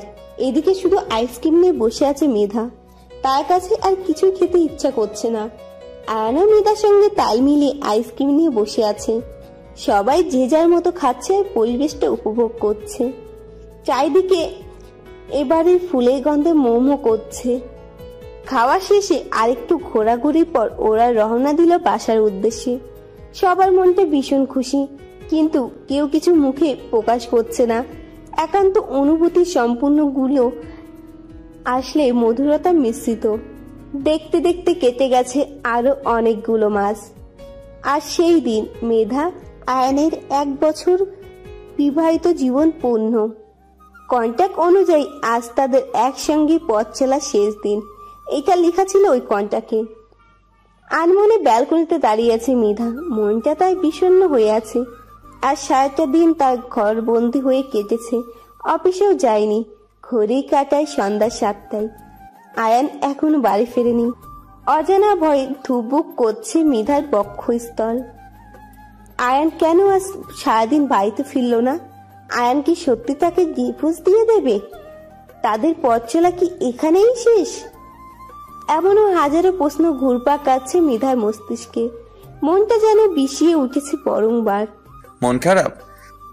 পেছন থেকে গাম্ভীর্য কণ্ঠস্বর শুনে মেধা পিছন ফিরল না। সে চিনতে পেরেছে তার পেছনের মানুষটির কণ্ঠ। কেন জানি আজ আয়ানের চোখে চোখ মেলাতেও পাচ্ছে না মেধা। আয়ান যদি তাকে অনাকাঙ্ক্ষিত কিছু বলে বসে। এই 1 বছরে মেধা আয়ানের প্রতি পুরোপুরি দুর্বল হয়ে পড়েছে। এখন যদি আয়ান কিছু বলে ফেলে তবে মেধা শেষ। চোখ মুখ শক্ত করে আকাশের দিকে দৃষ্টি তার। আয়ান মেধার থেকে কোনো প্রত্যুত্তর না পেয়ে একটি ছোট্ট শ্বাস ফেললো। এতপর সেও মেধার পাশে এসে দাঁড়ালো। তারপর আকাশের দিকে তাকিয়ে বলতে শুরু করলো, জানো মৃধা, আমাদের জীবনে কখন কি হয় না হয় সেটা আমরা আগে থেকে কেউই বলতে পারি না। কখনো কখনো পরিস্থিতির চাপে পড়ে অনিচ্ছা সত্ত্বেও আমরা অনেক রকম সিদ্ধান্ত নিতে বাধ্য হই। আবার সময়ের পরিবর্তনে সে সকল পরিস্থিতি স্বাভাবিক হয়ে ওঠে। এই মুহূর্তে তুমি ঠিক কি ভাবছো এটা আমি পুরোপুরি না জানলেও কিছুটা আন্দাজ করতে পারছি। তোমারই ভাবনার যুক্তি আছে, তবে সকল পরিস্থিতিতে তোমার নিজেকে মানিয়ে নিতে শিখতে হবে। এভাবে ভেঙে পড়লে চলবে না। আয়নার কথা শেষ করে চুপচাপ ঘরে চলে এলো। তারপর আলমারি থেকে পেপারস এনে মেধার সামনে ধরলো। মেধা আটকে উঠলো। তার চোখে জল চিকচিক করছে। তার মানে আয়ান তাকে সত্যি ডিভোর্স দিতে চায়। ভয়ে হাত পা কাঁপছে তার। মেধা এমন অবস্থা দেখে আয়ান পেপারসটা নিজের কাছে নিয়ে নিল। এতপর সবগুলো পেপারস ছিঁড়ে আগুন জ্বালিয়ে দিল সে। হঠাৎ এমন ঘটনায় মেধা হতবম্ব, তার দৃষ্টি ভীতু। পেপারসগুলো পুরো শেষ হতে দুজনাই একটা প্রশান্তির নিঃশ্বাস ফেললো। মনে হচ্ছে বুকের উপর থেকে কোনো ভারী পাথর নেমে গেছে। আয়ান মেধার একদম নিকটে এগিয়ে এলো, আর মেধা কয়েক কদম পিছিয়ে গেল অযথাই। আরো কিছু কদম ফেলার আগেই আয়ান তাকে খপ করে ধরে ফেললো, মিশিয়ে নিল তার বক্ষস্থলে। দুজনের মধ্যে আর কিঞ্চিত ফাঁকা অবশিষ্ট নেই। দুজনে চেয়ে আছে দুজনেতে। কথাই আছে অনেক, কিন্তু কেউ কিছু চেয়ে বলতে পারছে না। সময়টা এখানেই থেমে যাক ঘড়ির কাঁটা। এভাবেই মত্ত থাকুক দুজন দুজনার চোখের মায়ায়। হঠাৎ আয়ান মেধাকে কোলে তুলে নিল, এতপর রুমের মধ্যেই চলে গেল। শীতল স্পর্শে শুইয়ে দিল বিছানায়, নিজেও চেপে বসলো মেধার ওপর। মেধার কানে মুখ নিয়ে বলল, ভয়ের কোনো কারণ নেই প্রেয়সী। 1 বছর আগে ঝোঁকের বসে যে ভুল আমি করেছিলাম, আজ নিজের সমস্ত আদর দিয়ে সেই ভুল শুধরে নিব। কখনো দূরে যেতে দিব না তোমায়। I need you Mridha, because I love you so much. Are you ready? মেধার কলিজা কম্পমান, তার শরীর জুড়ে হিম শীতল বাতাস বহমান, হৃদয়ে অজানা আবেশ বাসমান। রাত যত নিবিড় হচ্ছে, স্পর্শ তত গভীরে পৌঁছাচ্ছে। এতপর দুজনে মত্ত এক অজানা অতলে। দাদু ভাই ডেকেছিলে আমায়? আদ্যর প্রশ্নে মুখ তুলে চাইলেন আফরোজ চৌধুরী। তিনি এতক্ষণ বসে নামাজের শিক্ষা বই পড়ছিলেন। আদ্যকে তিনি ডেকে পাঠিয়েছেন কিন্তু কথা বলার জন্য। কিছু কথা বলার জন্য। বইটি বন্ধ করে টি টেবিলের উপর রেখে দিয়ে আদ্যকে বললেন, ডেকেছি, তোমার সাথে ইম্পর্টেন্ট কথা আছে। বলো দাদু ভাই, কি কথা? বলছি, আগে বসো, তারপর বলছি। আদ্র কি আফরোজ চৌধুরীর পাশে সোফায় বসলো। আফরোজ চৌধুরী চশমা গ্লাসটা রুমালে মুছতে মুছতে বললেন, দেখো দাদু ভাই, তোমাদের বিয়ের আজ 1 বছর পূর্ণ হলো, কিন্তু আমি জানি তোমাদের মধ্যে এখনো সব কিছু ঠিকঠাক নেই। তোমরা এখনো নর্মাল হয়ে উঠতে পারোনি। এই জন্য আমিও তোমাদের অ্যানিভার্সারি উদযাপন করার ইচ্ছে থাকলেও করতে পারিনি। যেখানে তোমাদের সম্পর্কই ঠিক নেই, সেখানে কোনো সেলিব্রেশন তো একদমই বেমানা। আমি বলি কি দাদু ভাই, তোমার বাবা মাকে কেন্দ্র করে বিয়ে, সংসার এসবের উপর তোমার যে ভ্রান্ত ধারণা তৈরি হয়েছে, সেটা এবার গোছানোর সময় হয়েছে। সব মানুষ এক নয়, এটা তোমাকে বুঝতে হবে দাদু ভাই। তুমি আহিবা মেয়েটার সব স্বপ্ন ভেঙে দিচ্ছ, তার প্রতি অন্যায় করছো, সেই সঙ্গে আমাকে করছো তার কাছে অপরাধী। কারণ আমি তো তাকে বড় মুখ করে তোমার বউ করে এনেছিলাম। আয়ান দাদু ভাইয়ের সঙ্গে আমার কথা হয়েছে, সব বলেছে যত দ্রুত সম্ভব তাদের সম্পর্ক ঠিক করে নেবে তারা। আমি চাইছি তোমরা তোমাদের সম্পর্কটাও ঠিক করে নাও, নয়তো আমি তোমাদের ডিভোর্স করিয়ে দেব। ডিভোর্সের কথা শুনে আদ্রের বুকটা ধক করে উঠল। কোথায় যেন ভীষণ কষ্ট হচ্ছে তার। সে কোনো রকম উত্তর দিল, ঠিক আছে দাদু ভাই, আমি চেষ্টা করব তোমার কথা রাখার। এতপর সে দ্রুত সে স্থান ত্যাগ করলো। আদ্র চলে যেতেই আফরোজ চৌধুরী মৃদু হেসে মনে মনে আওড়ালেন, ভাঙবে তবু মুচকাবে না। মদ খেয়ে টলতে টলতে বাড়িতে ফিরছে মধ্য। ড্রয়িং রুমে সবাই উপস্থিত তার এই অসভ্যর কৈফিয়ত নিতে, কিন্তু মধ্য সেদিকে কোনো হেলদোল নেই। সে তো নিজের মতো বাহানা করছে। পরপর কয়েকটা থাপ্পড়ের শব্দ কেঁপে উঠল পুরো ড্রয়িং রুম। সবার সামনে মৃধা মধ্যর গায়ে সর্বোচ্চ শক্তি দিয়ে টেনে টেনে চড় মারল। উপস্থিত সবাই হতবাক, কার কি বলা উচিত কেউ বুঝতে পারছে না। সবাই নিশ্চুপ। অবশেষে আদ্র এসে মৃধাকে থামালো। এত কিছু পরেও মধ্যে কোনো হেলদোল নেই। সে অট্টহাসি হাসতে হাসতে ফের কান্নায় ভেঙে পড়ছে বরংবার। এতপর কান্নারত অবস্থায় মৃধার উদ্দেশ্যে বলল, আরো মারো আপনি, আমাকে আরো মারো, তবু ওকে আমার কাছে এনে দাও। ওকে ছাড়া আমি বাঁচবো না। কি দরকার ছিল আমাদের এত বিলাসবহুল জীবনের? খুব তো সুখে ছিলাম আমরা ওই ছোট্ট কুড়ে ঘরে। তবে কেন এলে এই অট্টালিকায়? কেন কেন কেন? সবাই পুরোপুরি না বুঝলেও কিছুটা হলেও আন্দাজ করতে পারছে মধ্যের কথা, তবুও সবাই নিশ্চুপ। এইভাবে মধ্য আরো কিছুক্ষণ আবল তাবল বকতে বকতে ধীরে ধীরে অজ্ঞান হয়ে মেঝেতেই ঢলে পড়ে। উপস্থিত সবাই ভীষণ ভয় পেয়ে যায়। তৎক্ষণাৎ তাকে ঘরে নিয়ে ডাক্তারকে খবর দেয়া হয়। ডক্টরের চিকিৎসায় মধ্য কিছুটা সুস্থ হয়, কিন্তু পুরোপুরি নয়। সে রাতে তাকে ঘুমের ইঞ্জেকশন দিয়ে ঘুম পাড়িয়ে দেয় ডক্টর। ঘুমালে হয়তো সবকিছু ঠিক হয়ে যাবে এই আশায়। দিনকে দিন মধ্যর অবস্থা ক্রমাগত খারাপের দিকে যাচ্ছে। মৃধা অনেক কষ্টে তাকে চেপে ধরে তার থেকে কথা বের করে নিচ্ছে। মধ্যর এসব বলতে একেবারে ইচ্ছুক ছিল না, কিন্তু মৃধা জেদের কাছে হার মানতে হয়েছে তার। অজ্ঞাত সব ঘটনা খুলে বলে। মৃধা সবকিছু শুনে মধ্যে থেকে ঠিকানা নিয়ে মৌদের বাড়ি চলে যায় মৌর সঙ্গে কথা বলতে। মৌ মৃধার সঙ্গে খারাপ বিয়ে পড়েনি, কিন্তু তার প্রস্তাবেও রাজি হয়নি। মৌর একটাই কথা, সে তার বোনের মতো কোনো ভুল কিছু করবে না। তার বোনের বিষয়ে জানতে চাইলে মৌ বলে তার বোনও এক বড়লোক লোকের ছেলেকে ভালোবেসে অভিনয় করে বিয়ে করে। পরে চাহিদা পূরণ হয়ে গেলে তার বোনের ওপর চালায় নির্মম অত্যাচার। একসময় তার বোন দুঃখ কষ্টে আত্মহত্যার পথ বেছে নেয়। তাদের টাকা পয়সা না থাকায় কোনো পদক্ষেপ নিতে পারেনি ওই শয়তানদের বিরুদ্ধে। এর জন্য সে চায় না কোনো বড়লোক ঘরের ছেলেকে বিয়ে করতে। মেধা সবটা শুনে ভীষণ কষ্ট হয়। তারাও তো এক সময় দারিদ্রতায় ভুগেছে। মৌ যদি সেসব দিনের কথা জানতো তাহলে হয়তো বুঝতো সব বড়লোক সমান না। তারপরও কিছু কথা হলো তাদের মধ্যে। এতপর মৃধা চলে গেল। মৌয়ের হাতে দিয়ে গেল ভাবনার জন্য সময়। আচ্ছা, আপনি কি বলতে চাইছেনটা কি বলুন তো? সে কখন থেকে দাঁড় করিয়ে রেখেছেন? ওইদিকে যে মুগ্ধর পাত্রী দেখতে যাওয়ার জন্য সবাই তৈরি হয়ে গেছে। খুব অস্থির হয়ে কথাটি বলল আইবা। সে কখন থেকে আদ্যতাকে কিছু একটা বলবে বলবে বলছে, কিন্তু বলছে না। আইবার এমন অস্থিরতা দেখে আদ্য বলল, আরে মুগ্ধর জন্য তো সবাই আছে, কিন্তু আমার জন্য তো তুমি ছাড়া কেউই নেই। একটু বোঝার চেষ্টা করো। আইবার চোখ জোড়া বড় বড় করে আদ্যর দিকে তাকিয়ে বলল, আপনার মাথা ঠিক আছে তো? দেখি দেখি, কাছে আসুন তো দেখি, জ্বর টর এলো না তো আবার? এই বলে আইবা আদ্যর কপালে হাত রাখতে গেল, কিন্তু আদ্য তাকে থামিয়ে দিয়ে বলল, আর আমি একদম ঠিক আছি। আগে তুমি চুপচাপ দাঁড়াও, আমার কথা মন দিয়ে শোনো। আরে আমি তো সেই কখন থেকেই দাঁড়িয়ে আছি। আপনার কিছু বলার থাকলে জলদি বলুন। কে মানে আসলে হয়েছে কি, আমি আর কিছু বলার আগে নিচ থেকে সবাই আইবাকে ডাকতে লাগলো। আইবা আদ্যকে থামিয়ে দিয়ে বলল, থাক, আপনাকে আর কিছু বলতে হবে না, আমি এখন আসছি।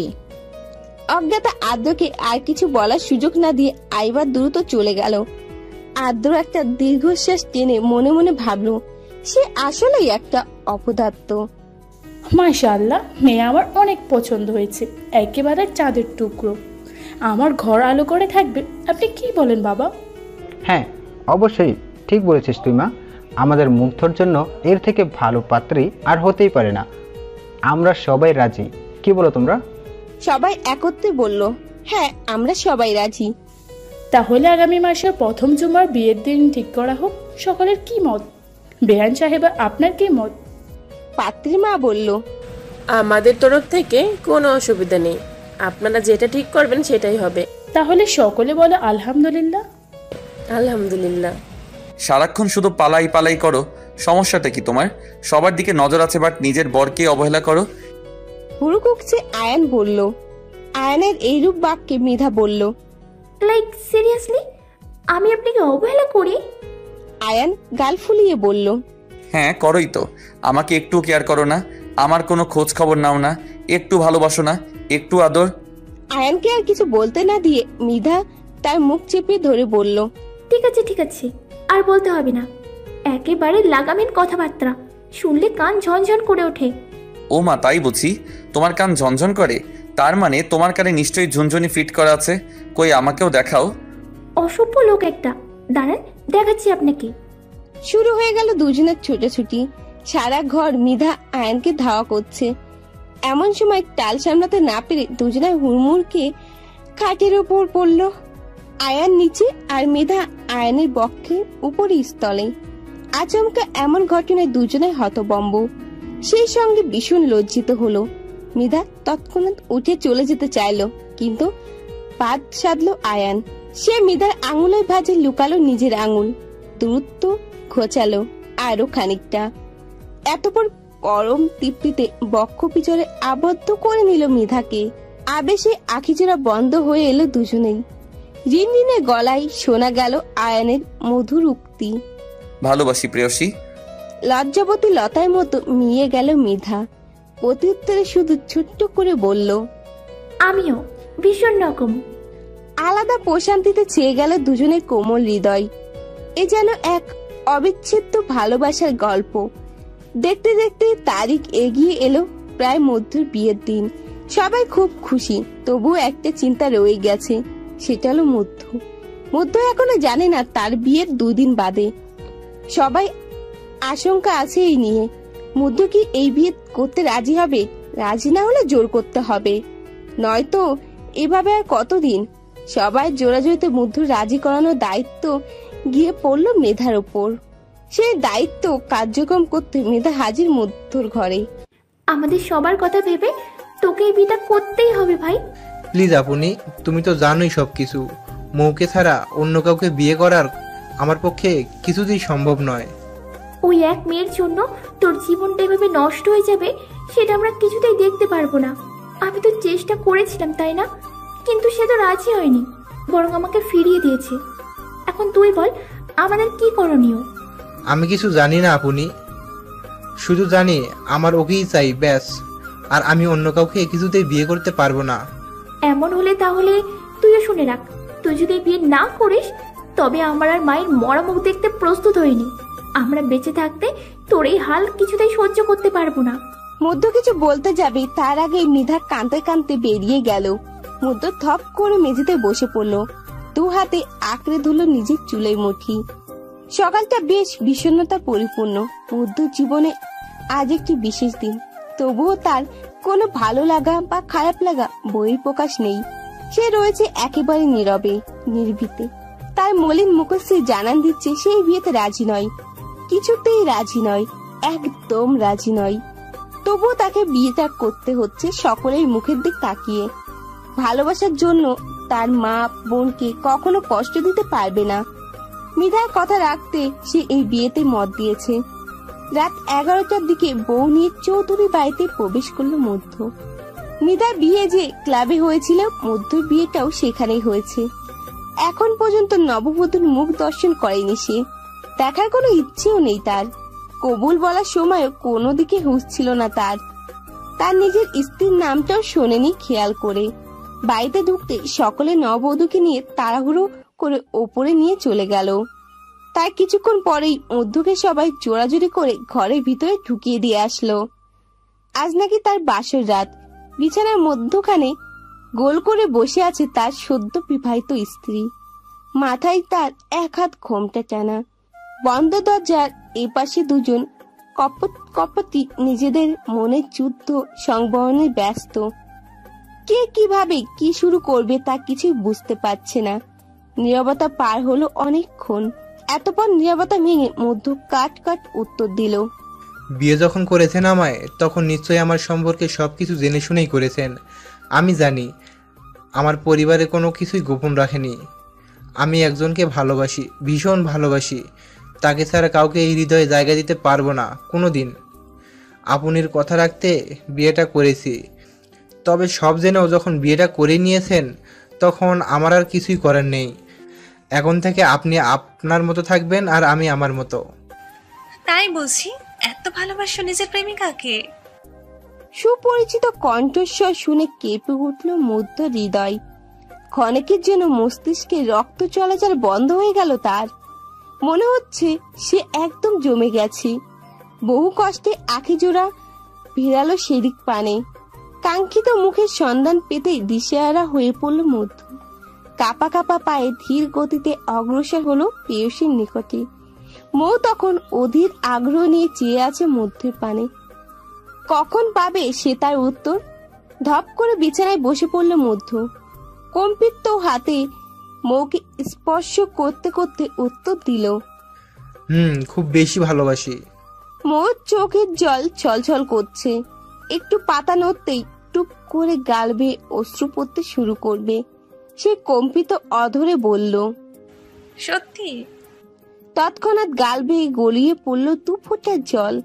মধ্য কোমর হাতে মুছে দিল সেই জল। এতপর বুকে জড়িয়ে নিল তার পিয়সীকে। চোখ জোড়া বন্ধ অবস্থায় পিয়সীর নিকটে প্রশ্ন ছুড়ল মধ্য। তুমি কেন চলে গিয়েছিলে আমাকে ফেলে? সেদিন যখন মুখ ফসকে বলে ফেলেছিলাম আমি চৌধুরী বাড়ির নাতি, তুমি তখন আমায় ঠক প্রতারক বলে ফেলে কেন চলে গিয়েছিলে? একটিবার পেছনে ফিরে তাকালে না? একটিবার পেছন ফিরে তাকালে বুঝতে পারতে কতটা অসহায় ছিলাম আমি। তোমাকে হারানোর ভয়ে সত্য লুকিয়ে গেছি শুরু থেকে, কিন্তু ফলাফল শূন্য।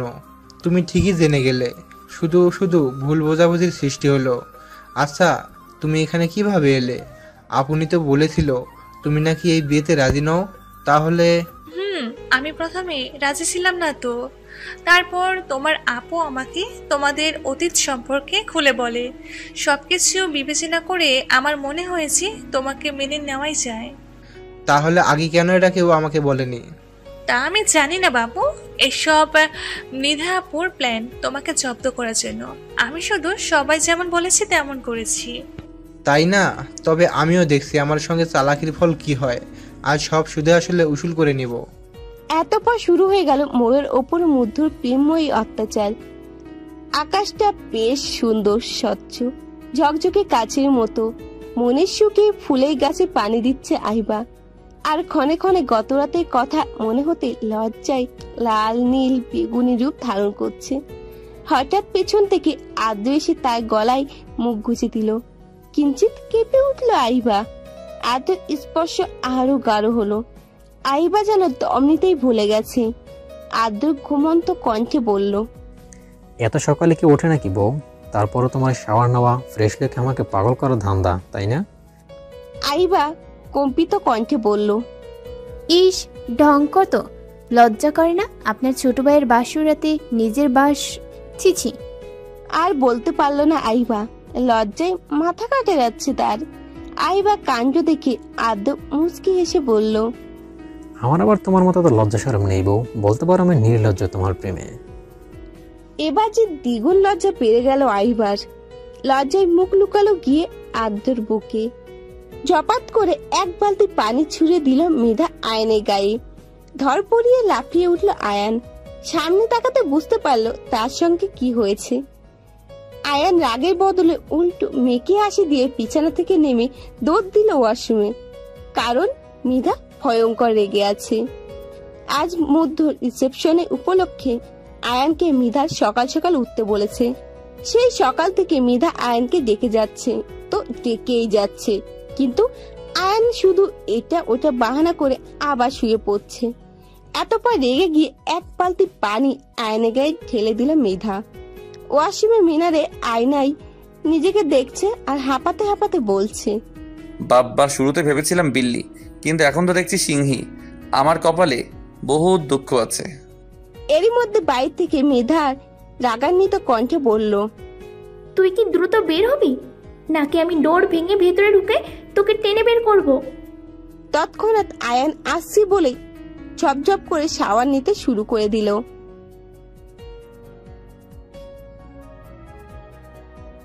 পরিশিষ্ট আদ্রের ছেলে আরিয়ান আর আয়ানের ছেলে আহিয়ান। দুই ভাইয়ের মধ্যে বেশ মিল। আহিয়ান আদ্র থেকে 3 মাসের বড়, তবে দুজনের ভ্রাতৃত্ব বোধ তুখোর। দুজনের বয়সেই 2 বছর চলছে। মৌ বর্তমান প্রেগনেন্ট, কেবল 4 মাস চলছে তার। কিন্তু তার 2 ননদ যা এখন তার বেবিকে নিয়ে টানাহেসা শুরু করে দিয়েছে। মেধা বলে যে মোর মেয়ের সঙ্গে তার ছেলের বিয়ে দেবে। ওদিকে আহিবা বলে মোয়ের মেয়ের সাথে তার ছেলের বিয়ে দেবে। এটা নিয়ে চৌধুরী বাড়িতে প্রায় হলুস তুলুস লেগে যায়। ওদিকে মোয়ের ছেলে হবে নাকি মেয়ে হবে এটাও এখনো অজানা। এদের ঝগড়া থামাতে শেষমেশে মধ্যে এসে বলল, আল্লাহ চাইলে তাদের টুইন বেবি হবে, দুজনের ছেলেকে দুটো দিয়ে দেবে। তবুও তারা যেন ঝগড়া না করে। এদেরও সব দৈনিক কার্যকলাপে হাসি ফুটে চৌধুরী বাড়ির সবার মুখে।